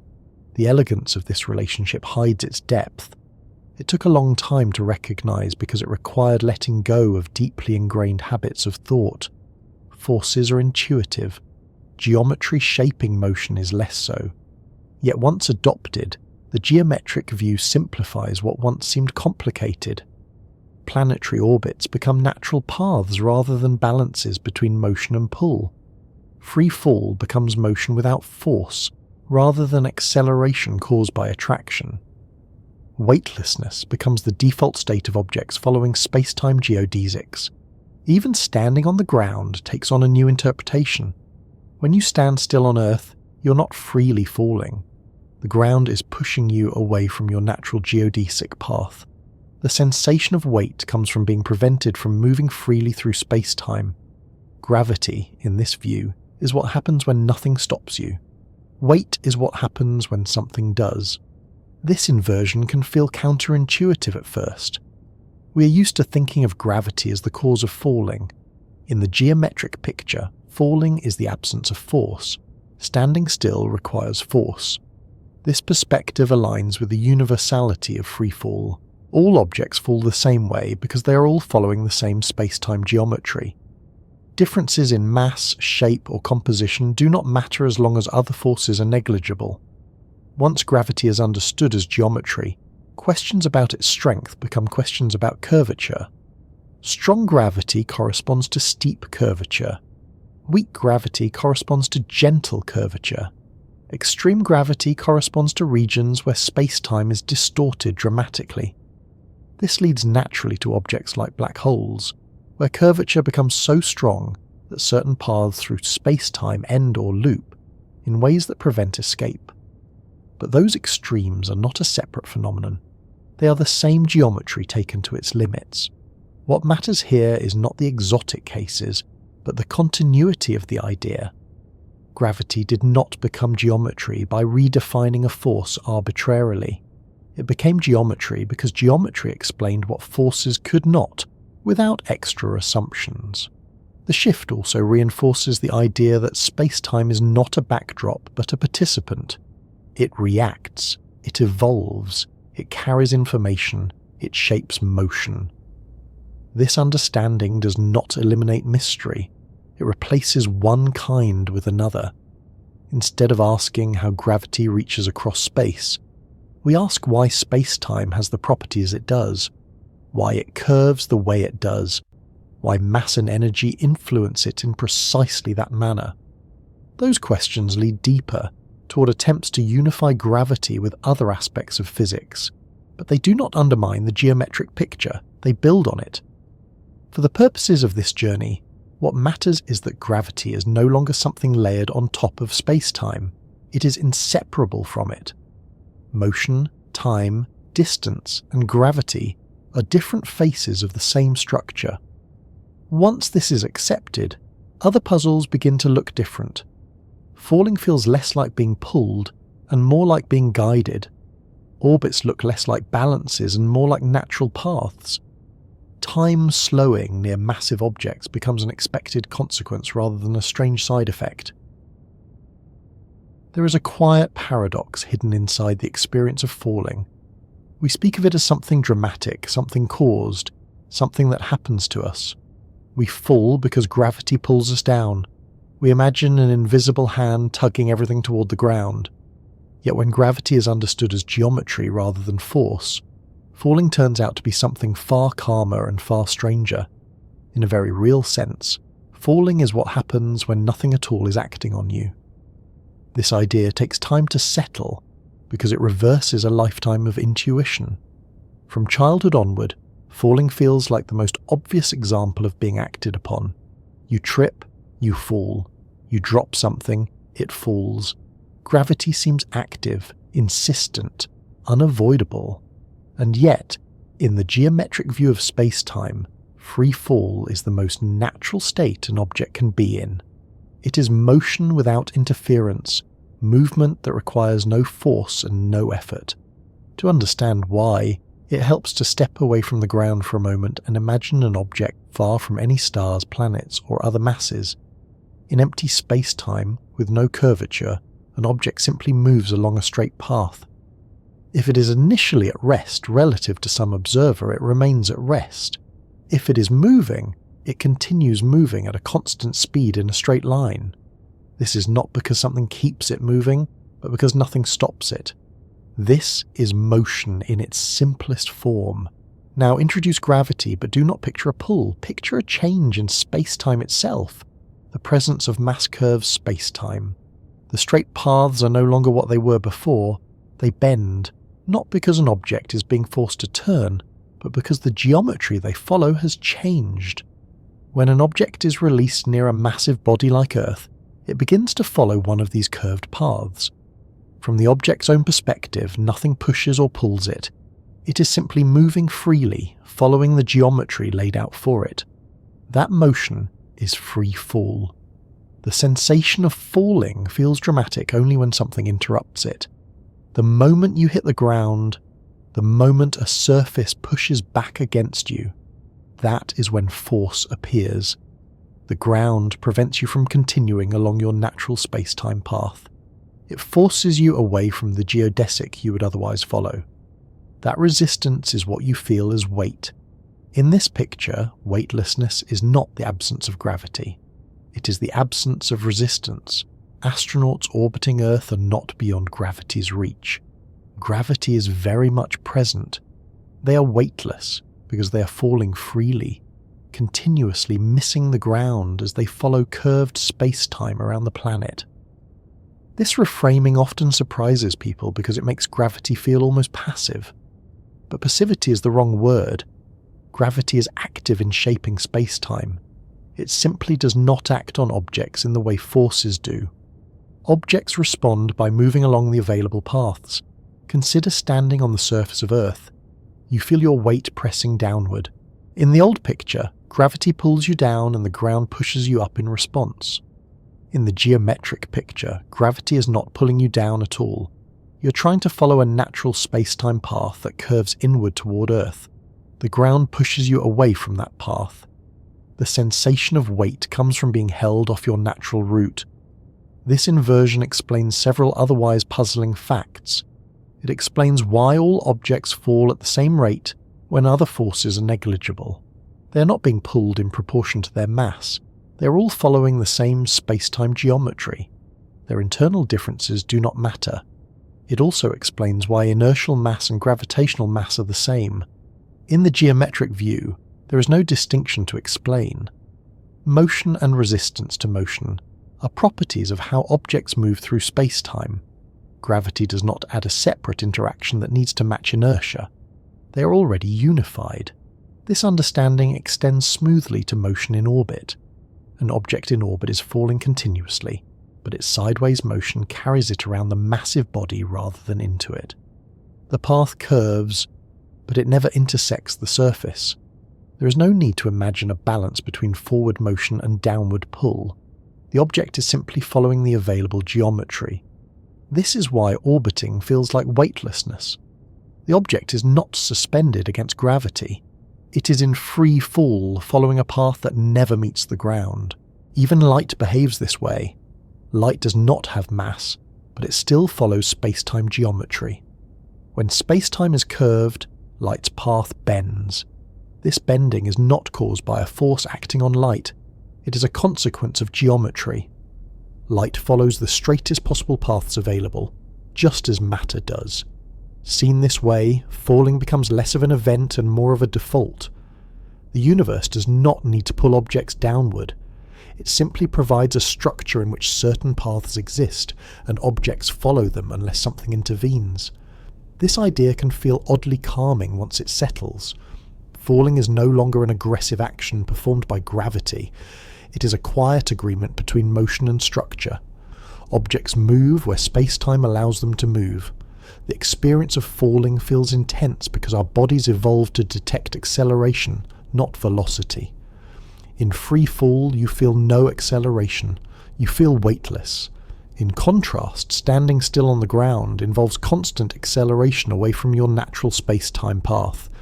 That acceleration is what you feel as weight.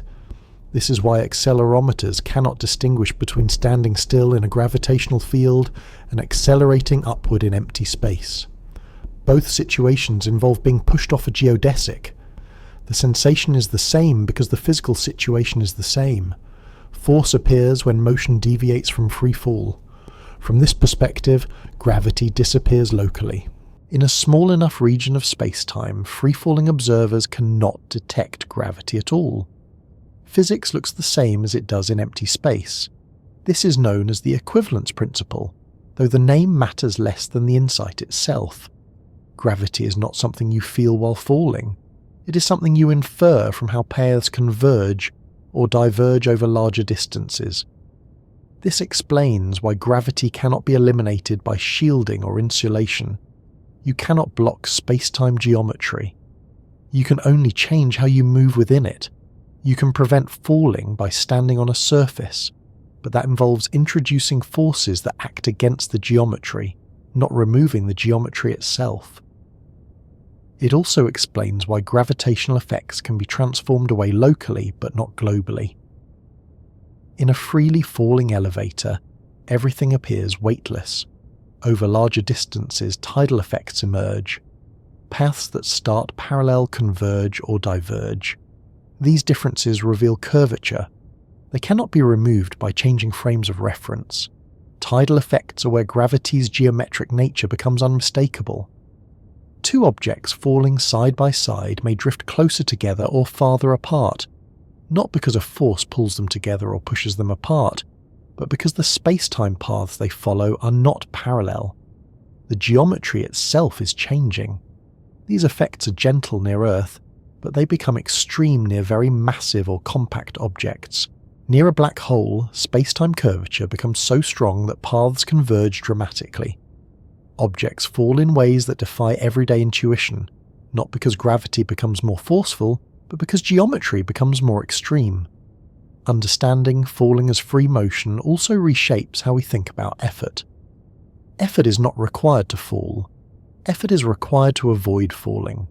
Flying, standing, hovering, All require continuous force to resist natural space-time paths. Falling requires nothing at all. This reversal often feels counterintuitive until you notice how well it matches experience. When you jump or fall, there is a brief moment of calm before impact. That calm is free fall. When you land, the force returns abruptly. That is resistance. Even sitting in a chair involves constant force. The chair pushes you upward, preventing you from falling through the floor. Your muscles adjust to maintain posture. Weight is not something gravity gives you. It is something surfaces impose. This insight also clarifies why gravitational time dilation occurs. Clocks closer to massive objects tick more slowly because the geometry of space-time is different there. A clock at rest on the surface of Earth is not freely falling. It is held off its natural path. A clock in orbit follows a different path. The difference in accumulated time reflects the geometry of those paths, not a force acting on the clock. From here, gravity becomes less mysterious and more structural. It is not an interaction layered on top of motion. It is part of the framework that defines motion in the first place. This does not make gravity any less real. Geometry is not an abstraction in this context. It has measurable effects. It determines how clocks tick, how light travels, how objects fall. It shapes the universe at every scale. Yet there is something quietly elegant about this view. Falling is no longer violent or aggressive. It is simply what happens when an object is allowed to move without interference. The universe does not need to push. It only needs to exist in a particular way. It naturally leads to further questions. If falling is just following space-time geometry, then what do these paths look like in detail? How do they curve? How does space-time decide which paths are available and which are not? Once gravity is understood as geometry and falling is understood as motion without force, the idea of curved paths stops feeling exotic and starts feeling inevitable. Motion is no longer something imposed on objects from the outside. It is something that unfolds from the structure of space-time itself. Paths curve not because objects are steered, pushed or redirected, but because the universe they move through is not rigid. It is flexible. And in a flexible universe, the straightest possible route is not always what intuition expects. In everyday experience, a straight path is easy to recognize. It is what a ruler draws. It is what a laser pointer traces across a wall. It is what a car follows on a flat, straight road. These intuitions are built in environments where curvature is negligible and space behaves almost perfectly flat. Under those conditions, geometry hides itself. Straight lines look straight because the space they inhabit barely bends. Space-time changes that picture without fanfare. It does not abolish straight paths, it redefines them. In a curved geometry, the straightest possible path between 2 points is called a geodesic. This word does not mean shortest in the everyday sense, it means unforced. A geodesic is the path an object follows when nothing is acting on it. No engines firing, no surfaces pushing, no forces steering, just motion responding to structure. On a flat surface, geodesics look like straight lines. On a curved surface, they do not. If you have ever looked at flight paths on a globe, you have already seen this effect. The shortest path between two distant cities curves across the map, even though it feels wrong when drawn on a flat projection. The curve is not a detour. It is the straightest path available on a curved surface. Space-time behaves in the same way, though with one additional dimension and subtler curvature. Objects follow geodesics through space-time. When space-time is flat, those geodesics resemble uniform motion. When space-time is curved, the geodesics bend. The object does not feel this bending, it simply moves. This distinction matters because it removes the need for hidden forces. Instead of asking why an object's path curves, the better question becomes why space-time is curved there. Motion follows geometry. Geometry sets the path. This perspective also explains why curved motion can occur even when no force is felt. Astronauts orbiting Earth follow curved paths through space-time. Their motion is not straight in space, but it is straight in space-time. They feel no force because nothing is pushing them away from their geodesic. Their path curves because space-time curves. The idea of a flexible universe often triggers misleading mental images. It is tempting to imagine space-time as a rubber sheet sagging under weight. While this image is sometimes helpful for intuition, it carries baggage that can confuse more than it clarifies. Rubber sheets curve because gravity pulls them downward. Space-time curvature does not rely on an external directional force. It is intrinsic. The geometry curves within itself. A more reliable way to think about flexibility is in terms of relationships. Distances and durations do not behave the same way everywhere. Clocks tick differently. Paths diverge or converge. Angles do not always add up the same way. These are signs of curvature, not distortions of objects moving through space. Once curvature is accepted as a property of space-time, many familiar motions look different. Planetary orbits are no longer balances between inertia and attraction. They are natural paths through curved space-time. The planet is not constantly being pulled off a straight line. It is following the straightest possible line available. This view also explains why stable orbits exist at all. In a purely force-based picture, an orbit requires a delicate balance. Too much speed and the object escapes. Too little and it falls inward. In the geometric picture, an orbit exists because space-time curvature provides a family of available geodesics. The object simply occupies one of them. The same reasoning applies to falling objects. Two objects dropped side by side follow neighbouring geodesics. Near Earth, those geodesics converge slightly. The objects drift toward one another as they fall. This convergence is not caused by a force between them. It is a manifestation of curvature. These differences in curvature over distance are called tidal effects. They reveal gravity's geometric nature. In a small enough region, space-time appears flat. Over larger regions, curvature becomes apparent. This is why gravity can disappear locally in freefall, but cannot be removed globally. Curved paths also clarify why gravity affects light. Light follows geodesics too. It does not respond to forces the way massive objects do, but it responds to geometry.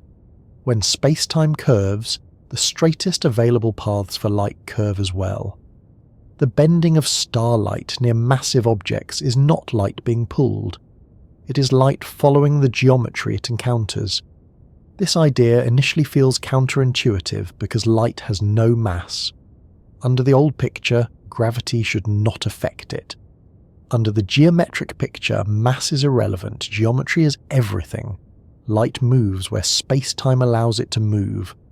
The flexibility of space-time also explains why gravity affects time. Time is not an external parameter ticking uniformly. It is a dimension woven into the geometry. Where curvature changes, the rate at which time accumulates changes as well. Paths through space-time that remain closer to massive objects accumulate less time than paths farther away. These effects are not layered on top of motion. They are part of the same structure that shapes motion. Space bends. Time bends. Paths bend. All as expressions of the same underlying geometry. Once this is understood, the universe starts to look less like a rigid framework and more like a responsive system. Not responsive in a conscious or reactive sense, but responsive in a structural one. Mass and energy alter geometry. Geometry alters motion. Motion redistributes mass and energy. The cycle continues. This flexibility does not imply instability. Space-time does not wobble unpredictably. Its behavior is governed by precise relationships. Curvature responds to energy and momentum according to strict rules. Those rules ensure consistency and conservation. The universe bends, but it does so carefully.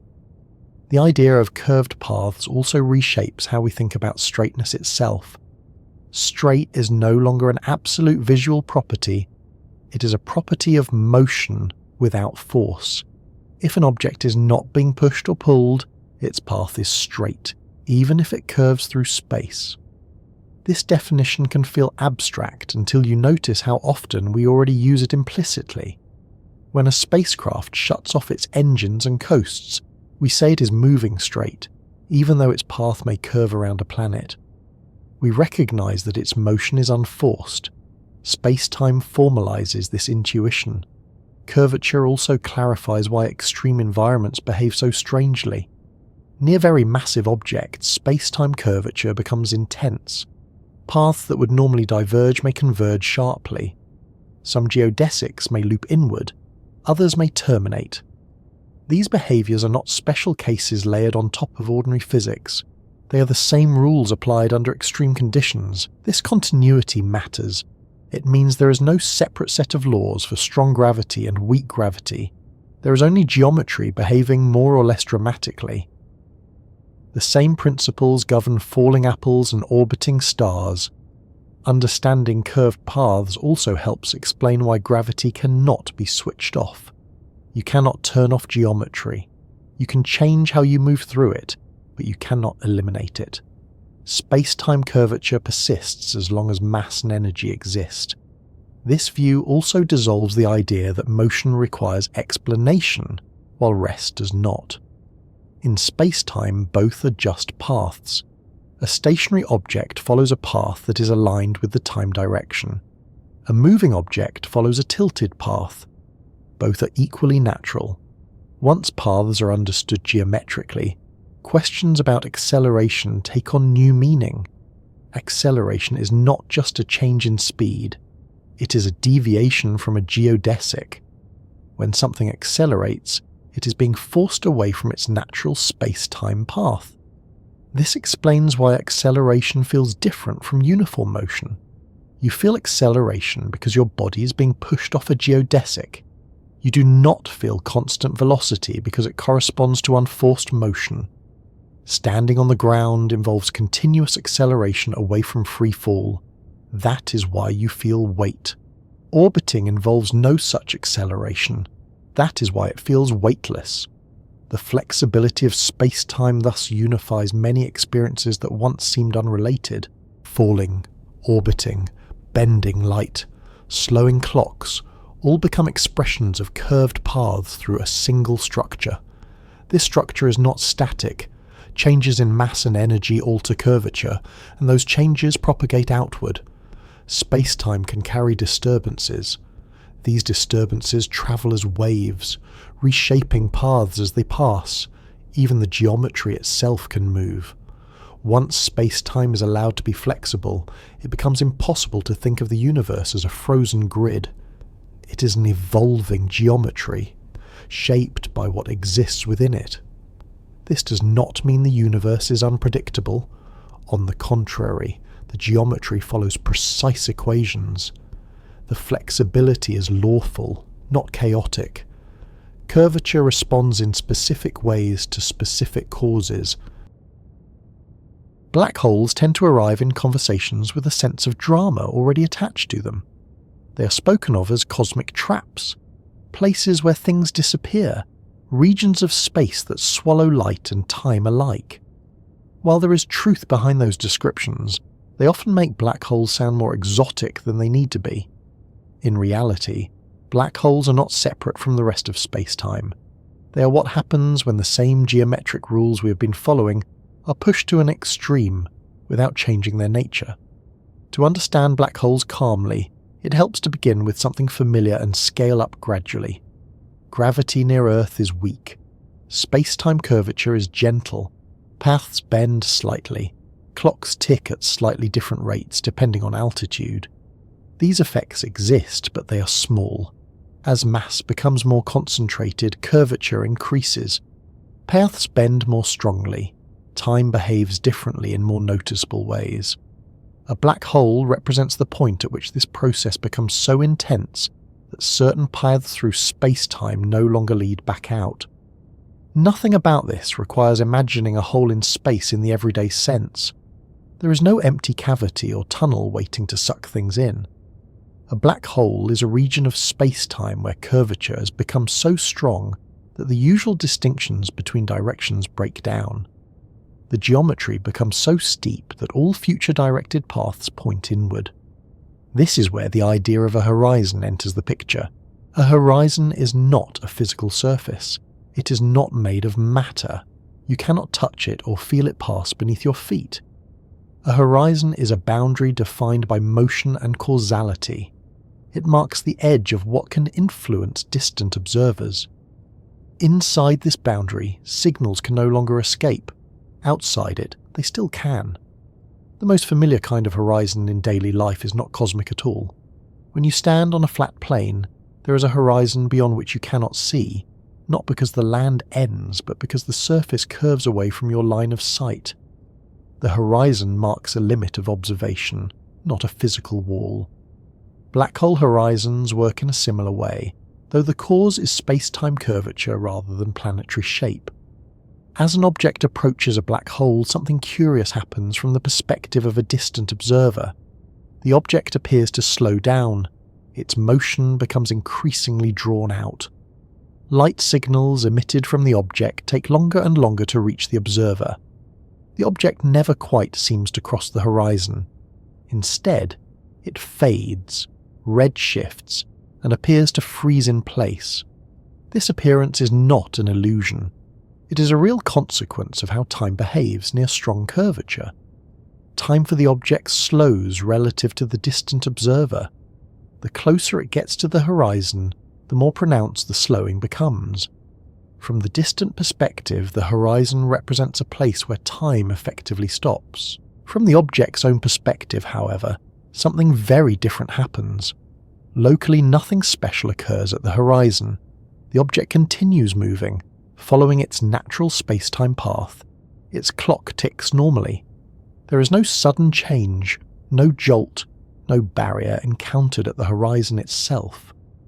The crossing happens in a finite amount of proper time. This difference in perspective is not a contradiction.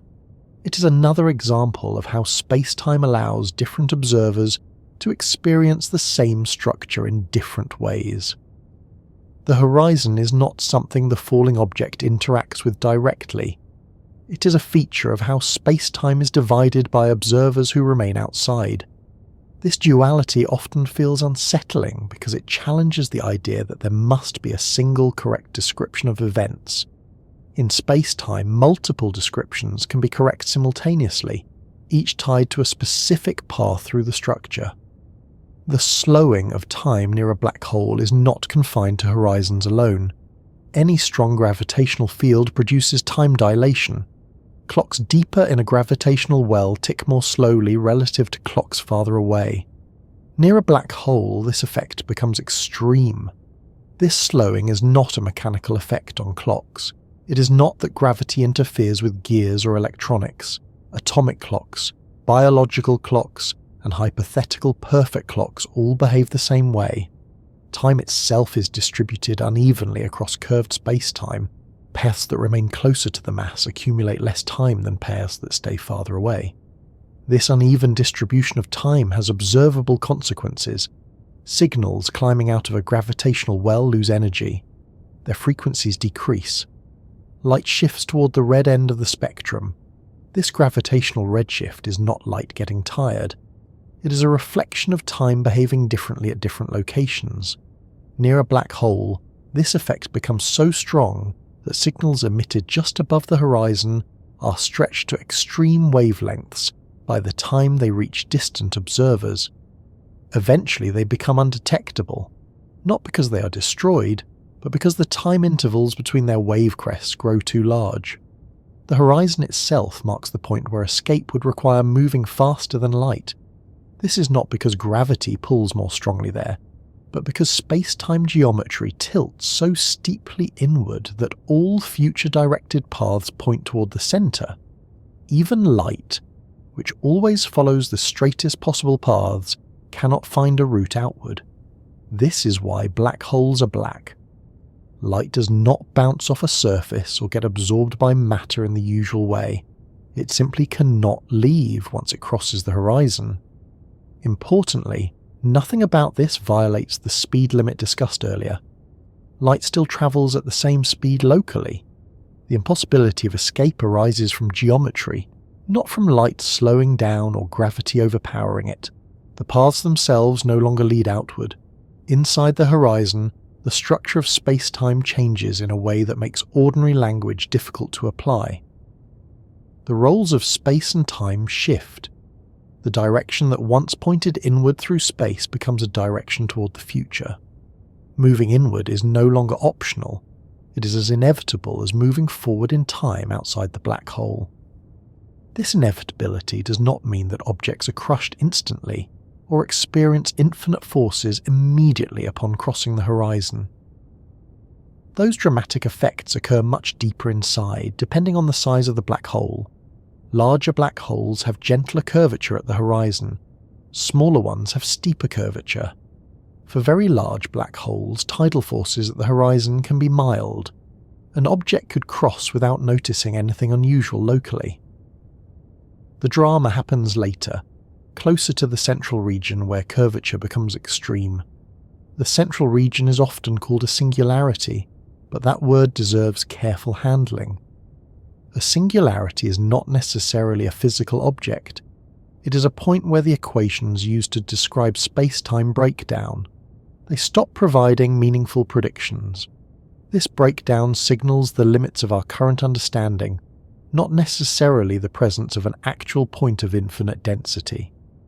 What matters for the current discussion is not what happens at the singularity, but what happens on the way there. Inside the horizon, all paths lead inward. There is no path that remains stationary or turns back outward. The future direction of time points towards smaller radii. This again highlights how gravity as geometry reshapes concepts that once seemed fixed. Inside a black hole, falling inward is not motion through space in the usual sense. It is progression toward the future. Avoiding it would require reversing time. This framing removes some of the fear associated with black holes. They are not cosmic vacuum cleaners roaming the universe. Their influence falls off with distance just like any other mass. Far away, they behave like ordinary objects of comparable mass. Only near the horizon do their extreme properties become apparent. The slowing of time near black holes also raises questions about information and memory. If an object appears to freeze at the horizon from an external perspective, what happens to the information it carries? Does it disappear? Is it stored on the horizon? Does it pass through? These questions are still active areas of research, and definitive answers remain elusive. What can be said with confidence is that space-time geometry plays a central role. The horizon is not just a boundary in space. It is a boundary in time, separating regions where different futures are possible. From the outside, the horizon represents a point of no return. From the inside, it is simply another moment along a path. Both perspectives arise naturally from the same space-time structure. The existence of horizons is not limited to black holes. Similar boundaries appear in other contexts. Accelerating observers experience horizons beyond which they cannot receive signals. Expanding universes can have horizons that limit what regions can ever influence one another. In each case, the horizon is a geometric feature tied to motion and space-time structure. What makes black hole horizons distinctive is how sharply they divide accessible futures. They are the most extreme expression of the same principles that govern everyday motion and gravity. The slowing of moments near a black hole also reinforces the idea that time is not a universal flow. It is local. It depends on where you are and how you move. Near strong curvature, this dependence becomes dramatic enough to reshape narratives entirely. From one perspective, an object never crosses the horizon. From another, it does so without delay. Both descriptions coexist without contradiction, because they refer to different space-time paths. This coexistence can feel uncomfortable if one expects a single timeline shared by all observers. Space-time does not provide that. It provides a structured whole within which multiple timelines coexist. Rather than seeing this as a flaw, it can be seen as a strength. The universe accommodates different perspectives while maintaining internal consistency. Black holes do not break the rules, they reveal them. As these ideas settle, it becomes easier to see black holes not as isolated anomalies, but as natural consequences of space-time geometry. They are not exceptions, they are endpoints. The same curvature that gently bends paths near Earth bends them dramatically near black holes. The same time dilation that slows clocks slightly near the ground slows them drastically near the horizon. The same principles apply everywhere. This continuity matters because it allows understanding to build gradually. There is no need to leap to extremes without grounding. Black holes are space-time behaving exactly as it always does, only more so. If horizons divide what can influence what, and if different observers experience time differently, then questions about past, present, and future take on new forms. Attention naturally turns toward the implications of such a space-time structure for the broader picture of reality. If horizons divide what can influence what, and if different observers experience time differently, then questions about past, present, and future take on new forms. What does it mean for something to exist if it lies beyond a horizon? How does space-time organize events across its entire structure? There is a moment in this line of thinking when a familiar picture quietly dissolves. It does not collapse or shatter, it simply loses its authority.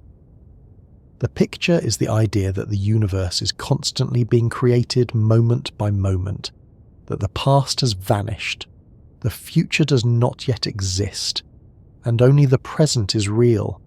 This way of thinking feels so natural that it often goes unquestioned. We live in the now, we remember what was, we anticipate what will be. It feels obvious that reality itself must work the same way. Space-time suggests otherwise.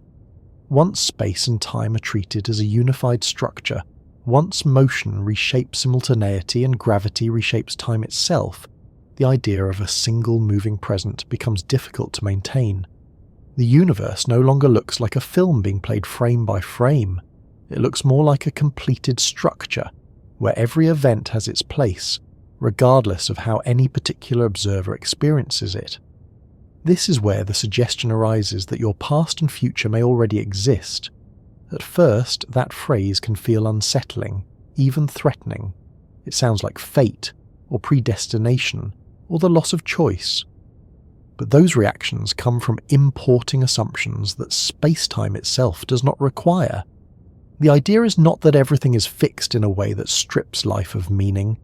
It is that existence may not be confined to a single, ever-advancing slice called now. To understand why this idea appears at all, it helps to return to simultaneity. Different observers moving relative to one another disagree about which events are happening at the same time. There is no universal agreement on what counts as the present. If observer A says event X is happening now, observer B may say it happened in the past or will happen in the future depending on their motion. This is not a theoretical loophole. It is a direct consequence of how space-time works. If there is no universal present, then the idea that only the present exists becomes difficult to defend. Which present would that be? Whose now gets to define reality? Space-time offers no privileged answer. Instead, it presents a structure in which all events exist at their coordinates. Past, present, and future are not labels attached to reality itself. They are labels attached to how a particular observer moves through space-time. From this perspective, the universe resembles what is sometimes called a block. Not a block in the sense of something rigid or lifeless, but a complete four-dimensional structure. Every event, from the formation of stars to the next breath you take, occupies a definite place within it. This view does not say that time flows, it says that observers move. You experience time passing because your consciousness traces a path through space-time.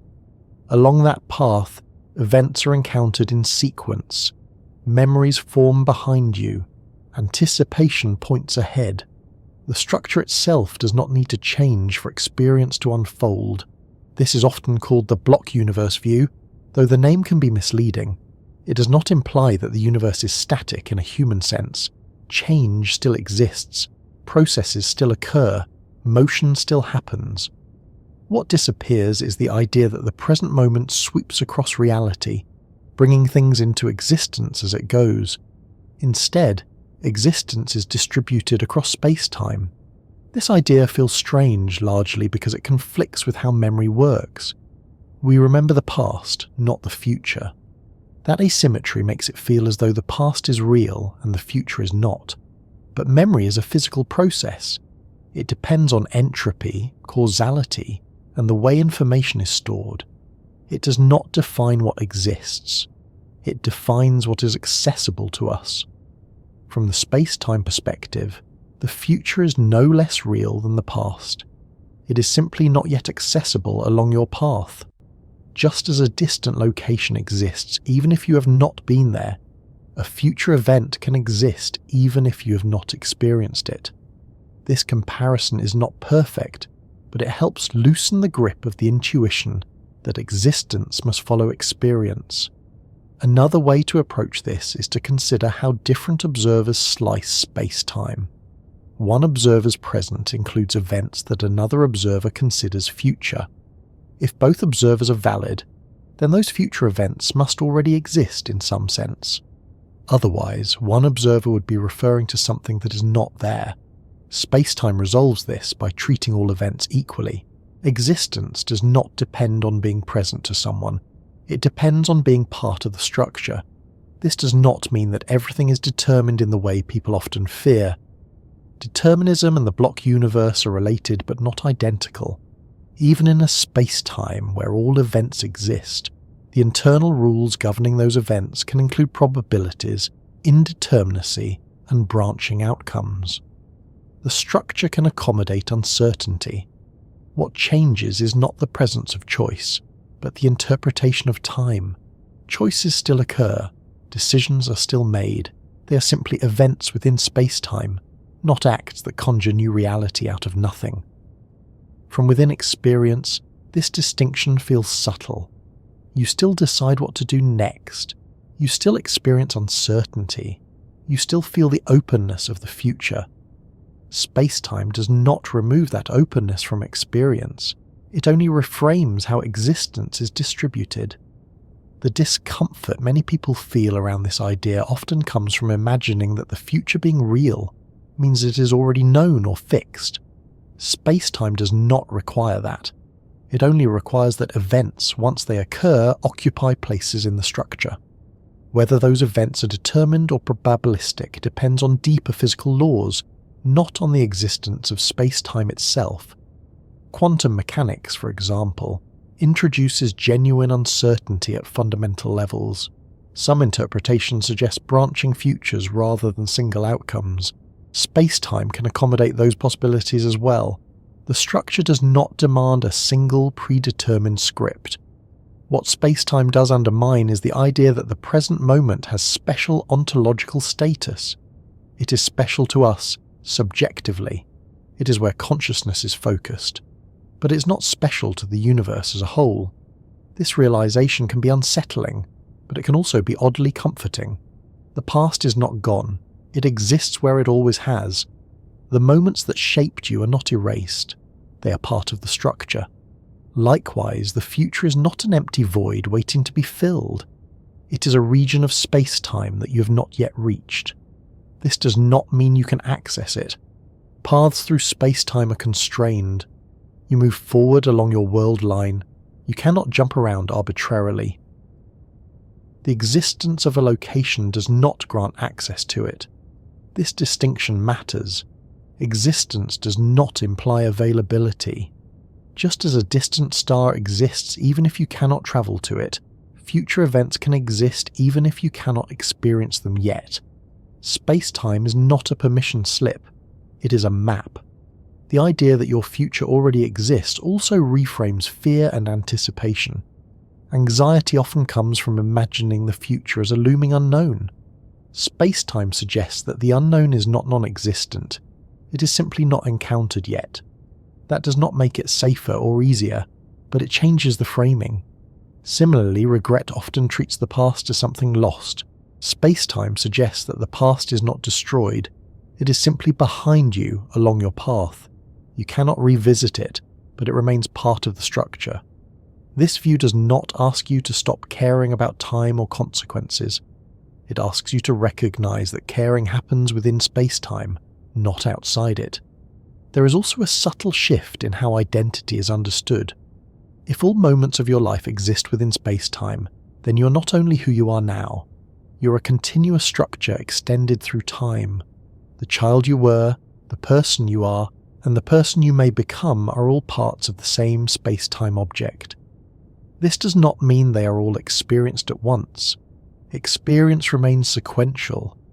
Consciousness moves along the structure, but the structure itself includes them all. Some people find this idea disturbing because it seems to remove novelty. If everything already exists, what is new? The answer is experience. Novelty arises from where you are on your path. The fact that a destination exists does not remove the novelty of arriving there. A book exists as a whole, but the experience of reading it unfolds page by page. The ending existing does not spoil the story unless you jump ahead. Space-time works similarly. The structure exists. The experience unfolds. This analogy is imperfect, but it captures the difference between existence and experience. Space-time also helps explain why attempts to define a universal present fail. If the universe were being created moment by moment, there would need to be a global rule determining which events exist now. Relativity shows that no such rule can be defined consistently. Space-time avoids this problem by removing the need for one. Events exist. Observers experience them in different orders depending on motion. No contradiction arises because existence does not depend on ordering. This view aligns naturally with the earlier discussions of horizons. Events beyond a horizon may exist, but they are inaccessible. The structure includes them. Your path does not. It also aligns with the slowing of time near massive objects. Different paths accumulate different amounts of time. The idea of a universal clock becomes unnecessary. Existence does not need synchronization. At this point, it becomes clear that space-time is not just a technical framework for physics. It carries philosophical weight. It changes how concepts like past, future, and becoming are understood. Yet it does not dictate how you must feel about those concepts. You can acknowledge the structure while still living moment by moment. You can accept that the future may exist while still experiencing uncertainty and choice. Space-time does not flatten experience. It contextualizes it. The suggestion that your past and future may already exist is not a claim about destiny. It is a claim about structure. It says that reality is not constantly erasing itself behind you or conjuring itself ahead of you. It says that reality is laid out in a way that accommodates multiple perspectives without privileging any single one. This idea also helps reconcile the strange coexistence of change and permanence. Things change along your path. The structure remains, processes unfold, the framework endures. From here, it becomes natural to ask an even deeper question. If space-time contains all events, is space-time itself fundamental, or is it something that emerges from deeper relationships? Is space-time the final layer, or is it a convenient description of something more basic? Living inside a four-dimensional story does not feel four-dimensional. It feels linear, immediate, and personal. You wake up, you move through the day, you remember earlier moments and anticipate later ones. Experience arrives one piece at a time, never all at once. This is so familiar that it feels like the structure of reality itself rather than a feature of how consciousness moves through it. And yet, when space-time is taken seriously, it becomes clear that what we experience is not the whole story, but a very particular way of moving through one. In a four-dimensional view, you are not a point that exists only now. You are an extended structure, stretched across time as well as space. Just as your body has length, width, and height, it also has duration. Your life is not something that flickers into existence moment by moment and then disappears behind you. It is a continuous shape laid out through space-time, with each moment occupying its own location. This idea often sounds abstract until it is framed in familiar terms. Think about a road seen from above. From the perspective of someone walking on it, the road reveals itself step by step. Turns appear gradually. Hills rise unexpectedly. The future path is unknown. But from a higher vantage point, the road exists all at once. Every curve, every intersection, every destination is already there. The walker's experience is sequential, but the road's existence is not. Space-time suggests that lives work in a similar way. From within experience, moments arrive one after another. From the perspective of the structure, they all exist as parts of a single extended whole. This does not mean that experience is fake or unimportant. On the contrary, experience is how the four-dimensional structure is lived. Without experience, the structure would be empty of meaning. The story exists because it is read, even if the pages already exist. Calling it a story is useful, but it needs to be handled carefully. Stories usually imply authors, intentions, and endings. Space-time does not require any of those. What matters is sequence. Events are ordered along paths. Causes lead to effects. Memories accumulate. Expectations form. The narrative emerges from how paths are traced, not from a script imposed from outside. In this sense, you're not reading your life from the outside. You're inside it, moving along its length. The four-dimensional view also clarifies why identity feels stable despite constant change. At any given moment, you feel like the same person you were moments ago, even though your cells, thoughts, and surroundings are constantly shifting. Space-time accommodates this by treating identity as something extended. You're not defined by a single moment, but by a continuous path through many moments. This path is sometimes called a world line. It is not a metaphor. It is the record of where and when you exist. Every experience you have ever had lies somewhere along it. The continuity you feel is the continuity of that path. Importantly, this does not mean that all moments are experienced simultaneously. Consciousness does not jump around freely. It progresses along the path, one moment at a time. The four-dimensional structure does not flatten experience into a static block of awareness. It provides the scaffold along which awareness moves. This distinction helps resolve a common misunderstanding. When people hear that past and future may already exist, they imagine being trapped inside a frozen structure, unable to change anything. That image confuses existence with experience. Even if events exist within space-time, experience still unfolds sequentially. Decisions are still made, actions still occur, consequences still follow. From within the story, nothing feels predetermined in the way that matters psychologically. Uncertainty remains, choice remains. The openness of the future is preserved at the level of experience. What changes is not how you live, but how existence is understood. Living inside a four-dimensional story also reframes how memory works. Memory does not reach backward into nothingness. It connects present experience to earlier locations along your world line. Those earlier moments exist whether or not you remember them. Memory is not preservation of existence, it is access. This is why forgetting something does not erase it. The event remains part of the structure. It is simply no longer accessible from your current position. Anticipation works similarly. When you imagine the future, you're not peering into a void. You're projecting possibilities onto regions of space-time you have not yet reached. Whether those possibilities align with what exists there depends on physical laws, chance, and choice. Space-time itself does not dictate the content of anticipation. It provides the space in which anticipation has meaning.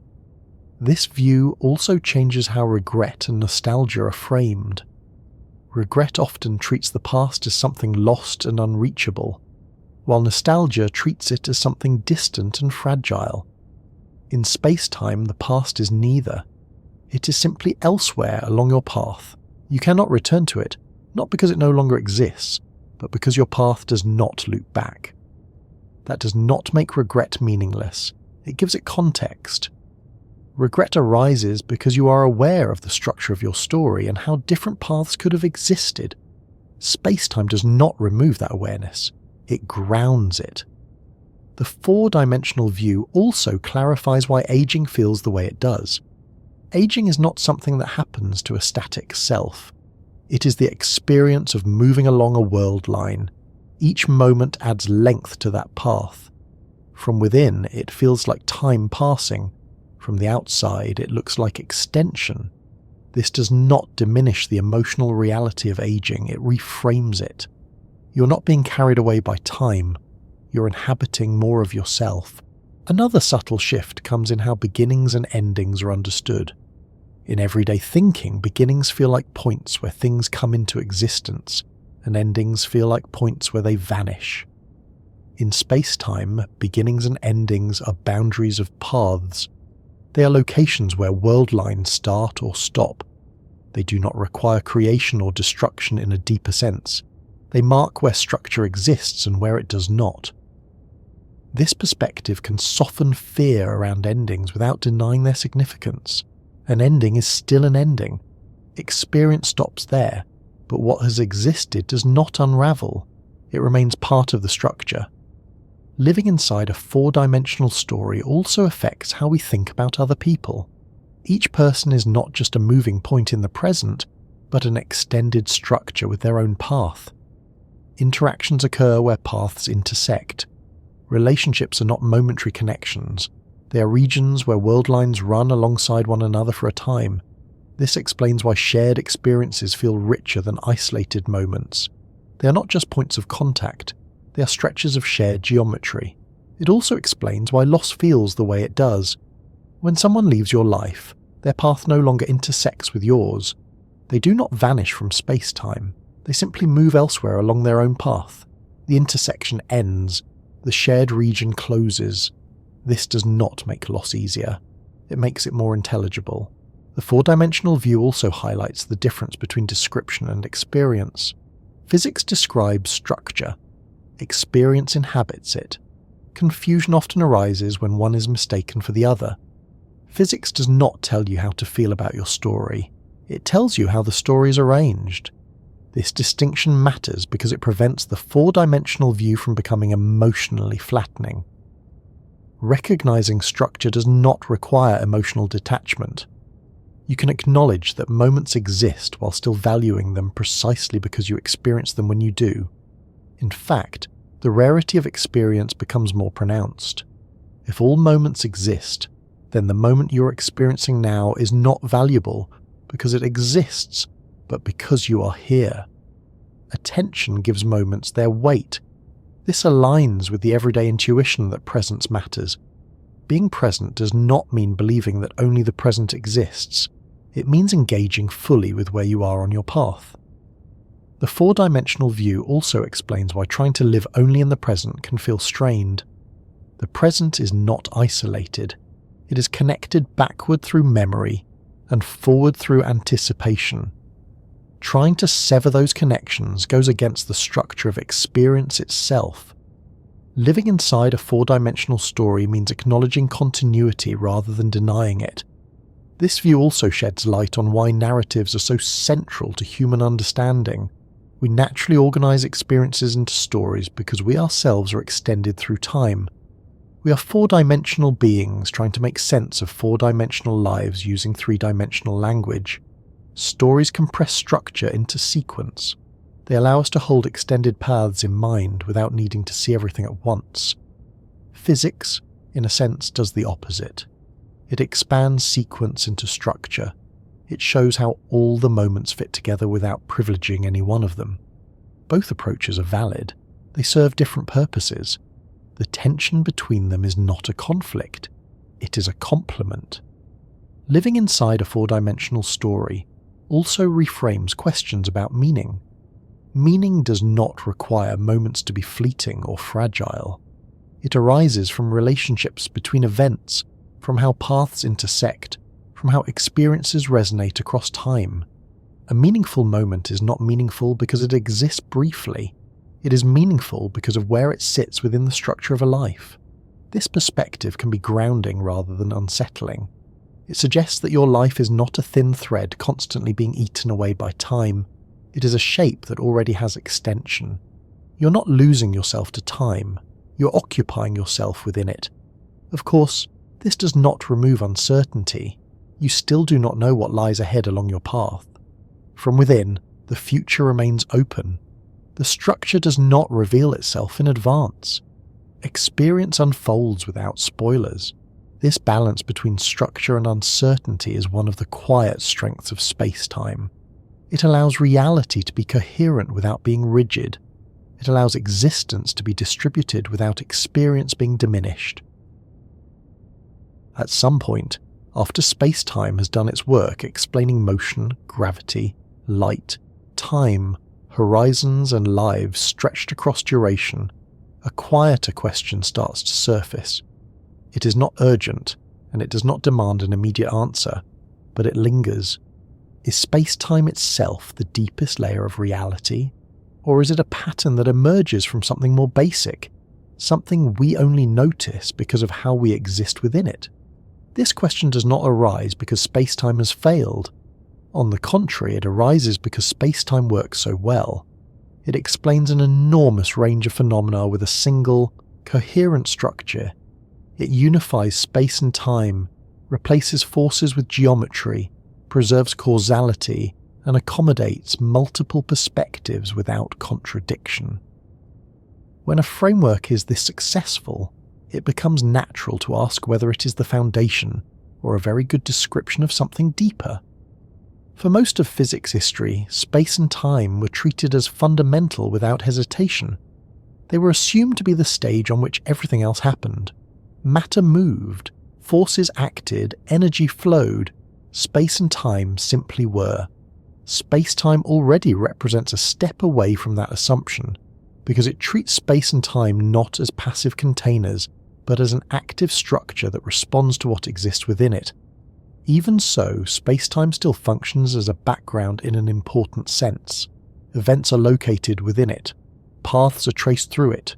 Geometry is defined on it. This raises the possibility that space-time itself might be analogous to temperature or pressure, real and measurable, but not fundamental in the deepest sense. Temperature feels fundamental in daily life. Things are hot or cold. Thermometers measure it. Yet temperature is not fundamental. It emerges from the collective motion of particles. At a deeper level, there are only positions, motions, and interactions. Temperature is a useful summary, not a basic ingredient. The question then is whether space-time is more like position or more like temperature. There are reasons to suspect it may be emergent. One of the strongest comes from attempts to reconcile space-time with quantum mechanics. Quantum theory describes the behavior of matter and energy at very small scales, where uncertainty and discreteness dominate. Space-time, as described by general relativity, is smooth and continuous. These two descriptions coexist remarkably well in many situations, but at extreme scales, such as the very early universe or the interior of black holes, they begin to clash. When physicists try to apply quantum principles directly to space-time itself, difficulties arise. Calculations produce infinities, predictions lose meaning. The smooth geometry of space-time seems incompatible with the grainy probabilistic nature of quantum behavior. This suggests that space-time, as currently understood, may not be the right language at the smaller scales. This does not mean space-time is wrong. It may mean it is effective rather than fundamental. Another hint comes from black hole physics. Horizons behave in ways that suggest a deep connection between space-time geometry, information, and entropy. The amount of information associated with a black hole appears to scale with the area of its horizon, not the volume inside. This is surprising if space-time volume is fundamental. It makes more sense if space-time geometry is encoding something more basic. This observation led to ideas suggesting that space-time might emerge from underlying information theoretic or relational structures. In these views, space-time is not a thing in itself, but a way of organizing relationships between more primitive elements. There's also the question of locality. In spacetime, events influence nearby events first. Distance matters. Yet some quantum phenomena suggest that correlations exist that do not fit neatly into spacetime-based explanations. These correlations do not allow faster-than-light communication, but they do challenge the idea that spacetime relationships fully account for how reality is organized. Again, this does not break spacetime. It hints that spacetime may not be the whole story. One way to approach this without diving into technical theories is to notice how deeply spacetime is tied to observation.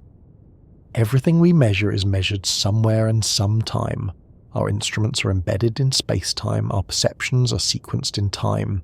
It is possible that spacetime reflects the structure of how information is accessed, rather than the structure of reality independent of observers.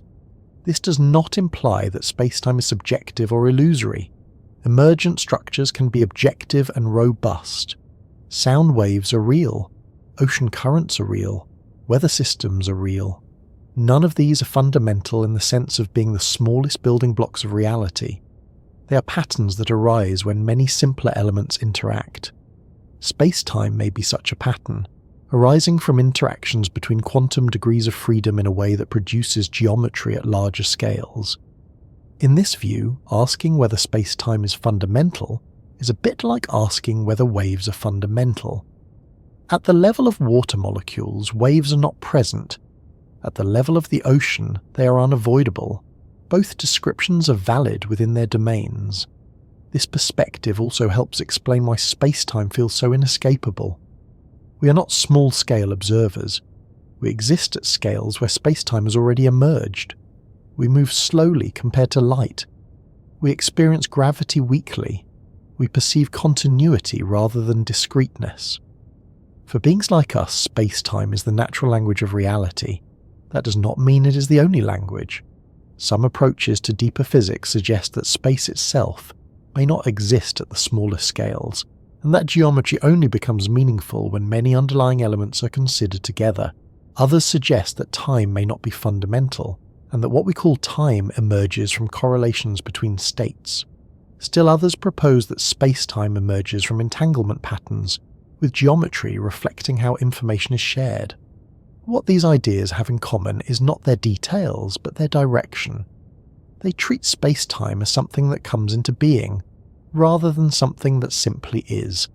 Importantly, none of these ideas negate the spacetime picture discussed so far. If spacetime is emergent, it is still real in the way that mountains are real, even though they emerge from tectonic processes. You do not stop navigating by mountains just because you know about plate tectonics. Similarly, you do not stop using spacetime to describe motion, gravity, and time just because it may emerge from something deeper. This distinction matters because it prevents the question from becoming destabilizing. Asking whether spacetime is fundamental does not pull the ground out from under experience. It refines the map, not the territory. It also reframes how final explanations are understood. Physics does not end with spacetime any more than it ended with classical mechanics or electromagnetism. Each successful framework opens the door to deeper questions precisely because it works. Spacetime success invites inquiry rather than closure. There is also a more subtle implication. If spacetime is emergent, then some of the puzzles associated with it may be artifacts of treating an effective description as fundamental. Singularities, for example, may signal the breakdown of spacetime as a useful concept, rather than the existence of actual infinities in reality. Just as the concept of temperature breaks down at the level of individual particles, spacetime may break down at extreme scales. This perspective allows for continuity rather than crisis. Instead of spacetime failing, it reaches the limits of its applicability. Another reason this question matters is that it affects how we think about beginnings. If spacetime is fundamental, then asking what came before spacetime may be meaningless. If spacetime is emergent, then asking what gives rise to it becomes sensible. The early universe may represent a transition where spacetime itself condensed out of a more primitive state. This does not require imagining a time before time. It requires loosening the assumption that time must always be present for change to occur. At deeper levels, change may be defined differently. This again highlights the importance of separating experience from structure. Our experience of time flowing does not require time to be fundamental. It requires ordered change along a path. That ordering can emerge from relationships without invoking a universal clock.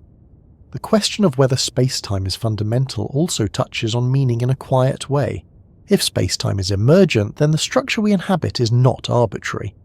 It arises because it supports stable processes, causality, memory, and experience. Spacetime may be the shape reality takes when it is capable of hosting observers like us. This does not make spacetime anthropocentric. It makes it compatible with observation. From this angle, spacetime is not just what exists, but what can exist stably at macroscopic scales. It is the geometry of persistence. That idea can feel grounding rather than unsettling. It suggests that the structure we experience is not fragile or illusory. It is robust precisely because it emerges reliably from deeper rules. At the same time, it preserves humility. Our most powerful descriptions may still be approximations. There may always be deeper layers. What remains unchanged, regardless of whether spacetime is fundamental or emergent, is how it functions for us. Motion still follows geometry. Gravity still shapes paths. Time still behaves locally. Horizons still divide access. Experience still unfolds sequentially. The universe does not pause while we debate its foundations. This balance between certainty and openness is characteristic of good scientific frameworks. They provide solid ground for understanding while leaving room for revision.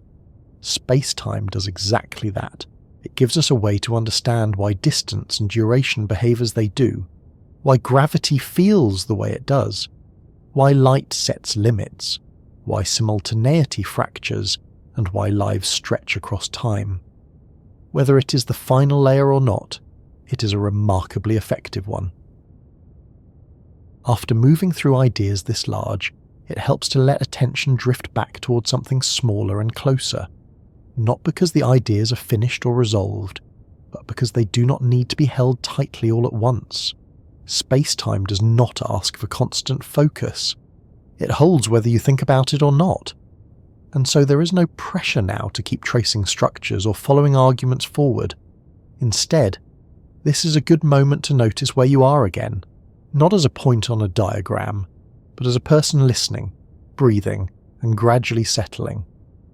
You are still inside the same space-time that has been quietly shaping everything discussed so far. Nothing has changed about it because of this conversation. Distances still relate to durations, motion still redistributes time, gravity still curves paths, horizons still define what can reach what, your own world line still continues forward in the same calm, steady way it always has. What may have shifted slightly is not the structure itself, but how noticeable it feels. Earlier, attention was directed outward, toward ideas that stretch across galaxies, lifetimes, and theories. Now it can return inward, without contradiction. Spacetime does not demand that you remain zoomed out. It is just as present at the scale of a quiet room as it is at the scale of black holes. The same geometry applies whether you're thinking about cosmic horizons or the weight of a blanket resting on your body. So take a moment to notice your position again, not by naming coordinates or times, but by sensing contact, the surface supporting you, the temperature of the air, the rhythm of your breathing. These are not distractions from the topic, they are expressions of it. Every sensation occurs somewhere and sometime. Each one is an event, quietly embedded in the same structure that governs stars and clocks. If the earlier ideas felt expansive or unsettling, that reaction makes sense. They loosen assumptions that are usually left untouched.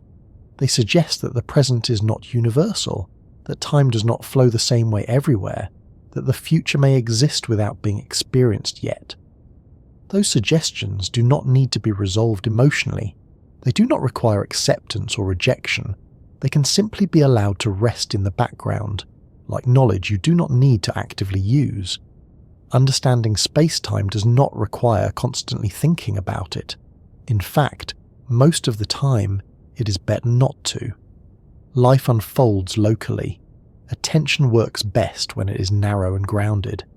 Space-time accommodates that. It does not insist on cosmic awareness. The present moment, even without special status in the universe, still has practical and experiential weight. It is where your senses operate. It is where choices are made. It is where rest happens. That remains true regardless of how existence is distributed across time. Earlier, the idea appeared that your life is extended through space-time, not confined to now. That idea does not ask you to abandon the now. It simply asks you not to mistake it for the whole of reality. There is a difference between importance and exclusivity. The present is important because you are here. It is not important because it is the only thing that exists. Recognizing that difference can sometimes make the present feel lighter rather than heavier. There is less pressure for it to be everything. It does not need to justify itself by being fleeting or rare. It is enough that it is experienced. As you rest here, there is no requirement to think ahead or behind. Memory and anticipation will do what they do naturally. Thoughts may drift toward earlier parts of this discussion, or toward unrelated things entirely. That is fine. Space-time does not require linear attention. Your mind does not need to trace the whole structure again. In fact, letting thoughts wander is one of the most natural things a mind can do. Wandering is not failure. It is movement. It is the mind following its own gentle geodesics through associations, impressions, and sensations. If an image from earlier returns, perhaps of curved paths or slowing clocks or horizons, it does not need to be examined again. It can simply pass through. Those ideas are not fragile, they do not need guarding. What remains steady beneath all of this is the quiet fact that you are here now, in this local slice of experience, with no requirement to understand anything further in order to rest. Space-time, for all its strangeness, does not disrupt rest. If anything, it makes rest more intelligible. There is no cosmic urgency built into the structure, no universal clock demanding progress, no global present insisting on productivity. Time passes locally, at rates shaped by motion and gravity, not by expectation. Even the flow you experience now, the sense of moments continuing one after another, does not require effort. You are not pushing time forward. You are moving along your path naturally. Nothing needs to be added to that. The idea that time may not flow universally does not stop it from feeling like it flows here. Experience is allowed to have its own character. Physics does not override that. It contextualizes it. You do not need to reconcile the two right now. There is also something grounding about recognizing that this moment, like all others, has a definite place in space-time. It is not floating or precarious. It is not slipping away faster than it should. It exists where it is, doing exactly what moments do. Earlier, there was discussion of events existing whether or not they are experienced. That idea can feel abstract until it is applied here. This moment exists regardless of how much attention you give it. You do not need to hold on to it. It does not vanish if you relax. That realization can make letting go easier. If your body feels heavy, that heaviness is not something to resist. Weight, as discussed earlier, is not gravity pulling you down. It is contact, support, resistance against free fall. The surface beneath you is gently guiding your path through space-time, keeping you aligned with a particular direction. There is nothing wrong with yielding to that support. If your breathing slows, that is not something you need to control. It is a rhythm that unfolds on its own. Each breath occupies its own small segment of time. You do not need to hurry through them. There is also no requirement to reach a conclusion. This discussion does not end in an answer that needs to be remembered. It ends, if it ends at all, in a kind of familiarity. The ideas are not instructions, they are descriptions. Space-time does not tell you what to do with your evening, or how to feel about tomorrow.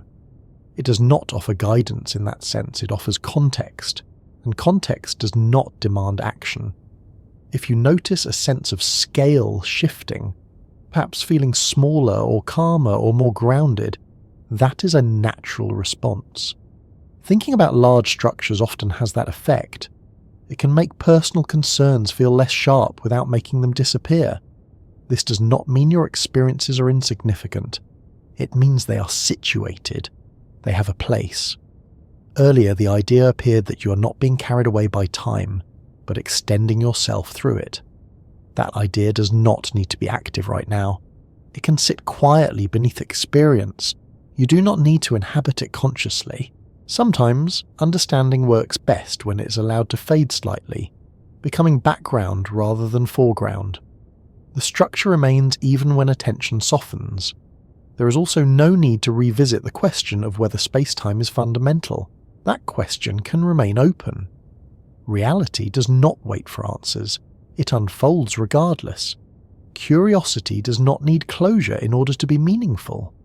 If anything, unanswered questions are part of what keeps understanding alive rather than rigid. As this moment continues, there is nothing you need to add to it. You do not need to hold on to awareness of space-time or push it away. You do not need to stay alert or drift intentionally. Both are allowed.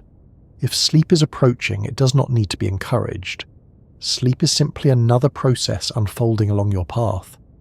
Consciousness loosens. Experience thins. Time continues to accumulate whether you're aware of it or not. Space-time does not distinguish between waking and sleeping in any dramatic way. Both are regions of experience along the same structure. One is vivid, the other is not. Both belong. If you remain awake, that is also fine. Being awake does not require effort either. Awareness rests where it rests. The earlier discussions about past and future existing do not change the fact that rest happens now. Experience does not need to be justified by philosophy. There is something quietly reassuring about recognizing that nothing about this moment is precarious. It is not balancing on the edge of disappearance. It is not racing toward loss. It is simply located. The universe is not rushing you. If thoughts return to everyday concerns, that is natural. Those concerns exist along your world line too. They will be encountered when they are encountered. They do not need to be processed now. For now, it is enough to notice that you are somewhere, at some time, and that nothing else is required of you in this moment. Space-time does not demand understanding. It does not demand attention. It does not demand belief. It accommodates. You're already doing exactly what you need to be doing by being here. As attention settles, the ideas explored earlier do not need to remain sharp. They can blur gently, like distant landmarks as you stop focusing on them. The structure remains even when it is no longer in view. There is no final statement needed, no summary to hold on to, no resolution to arrive at. Just this ongoing moment, continuing in its own way, supported by a universe that does not hurry it along, allowing experience to unfold at the pace it already has without asking for anything more.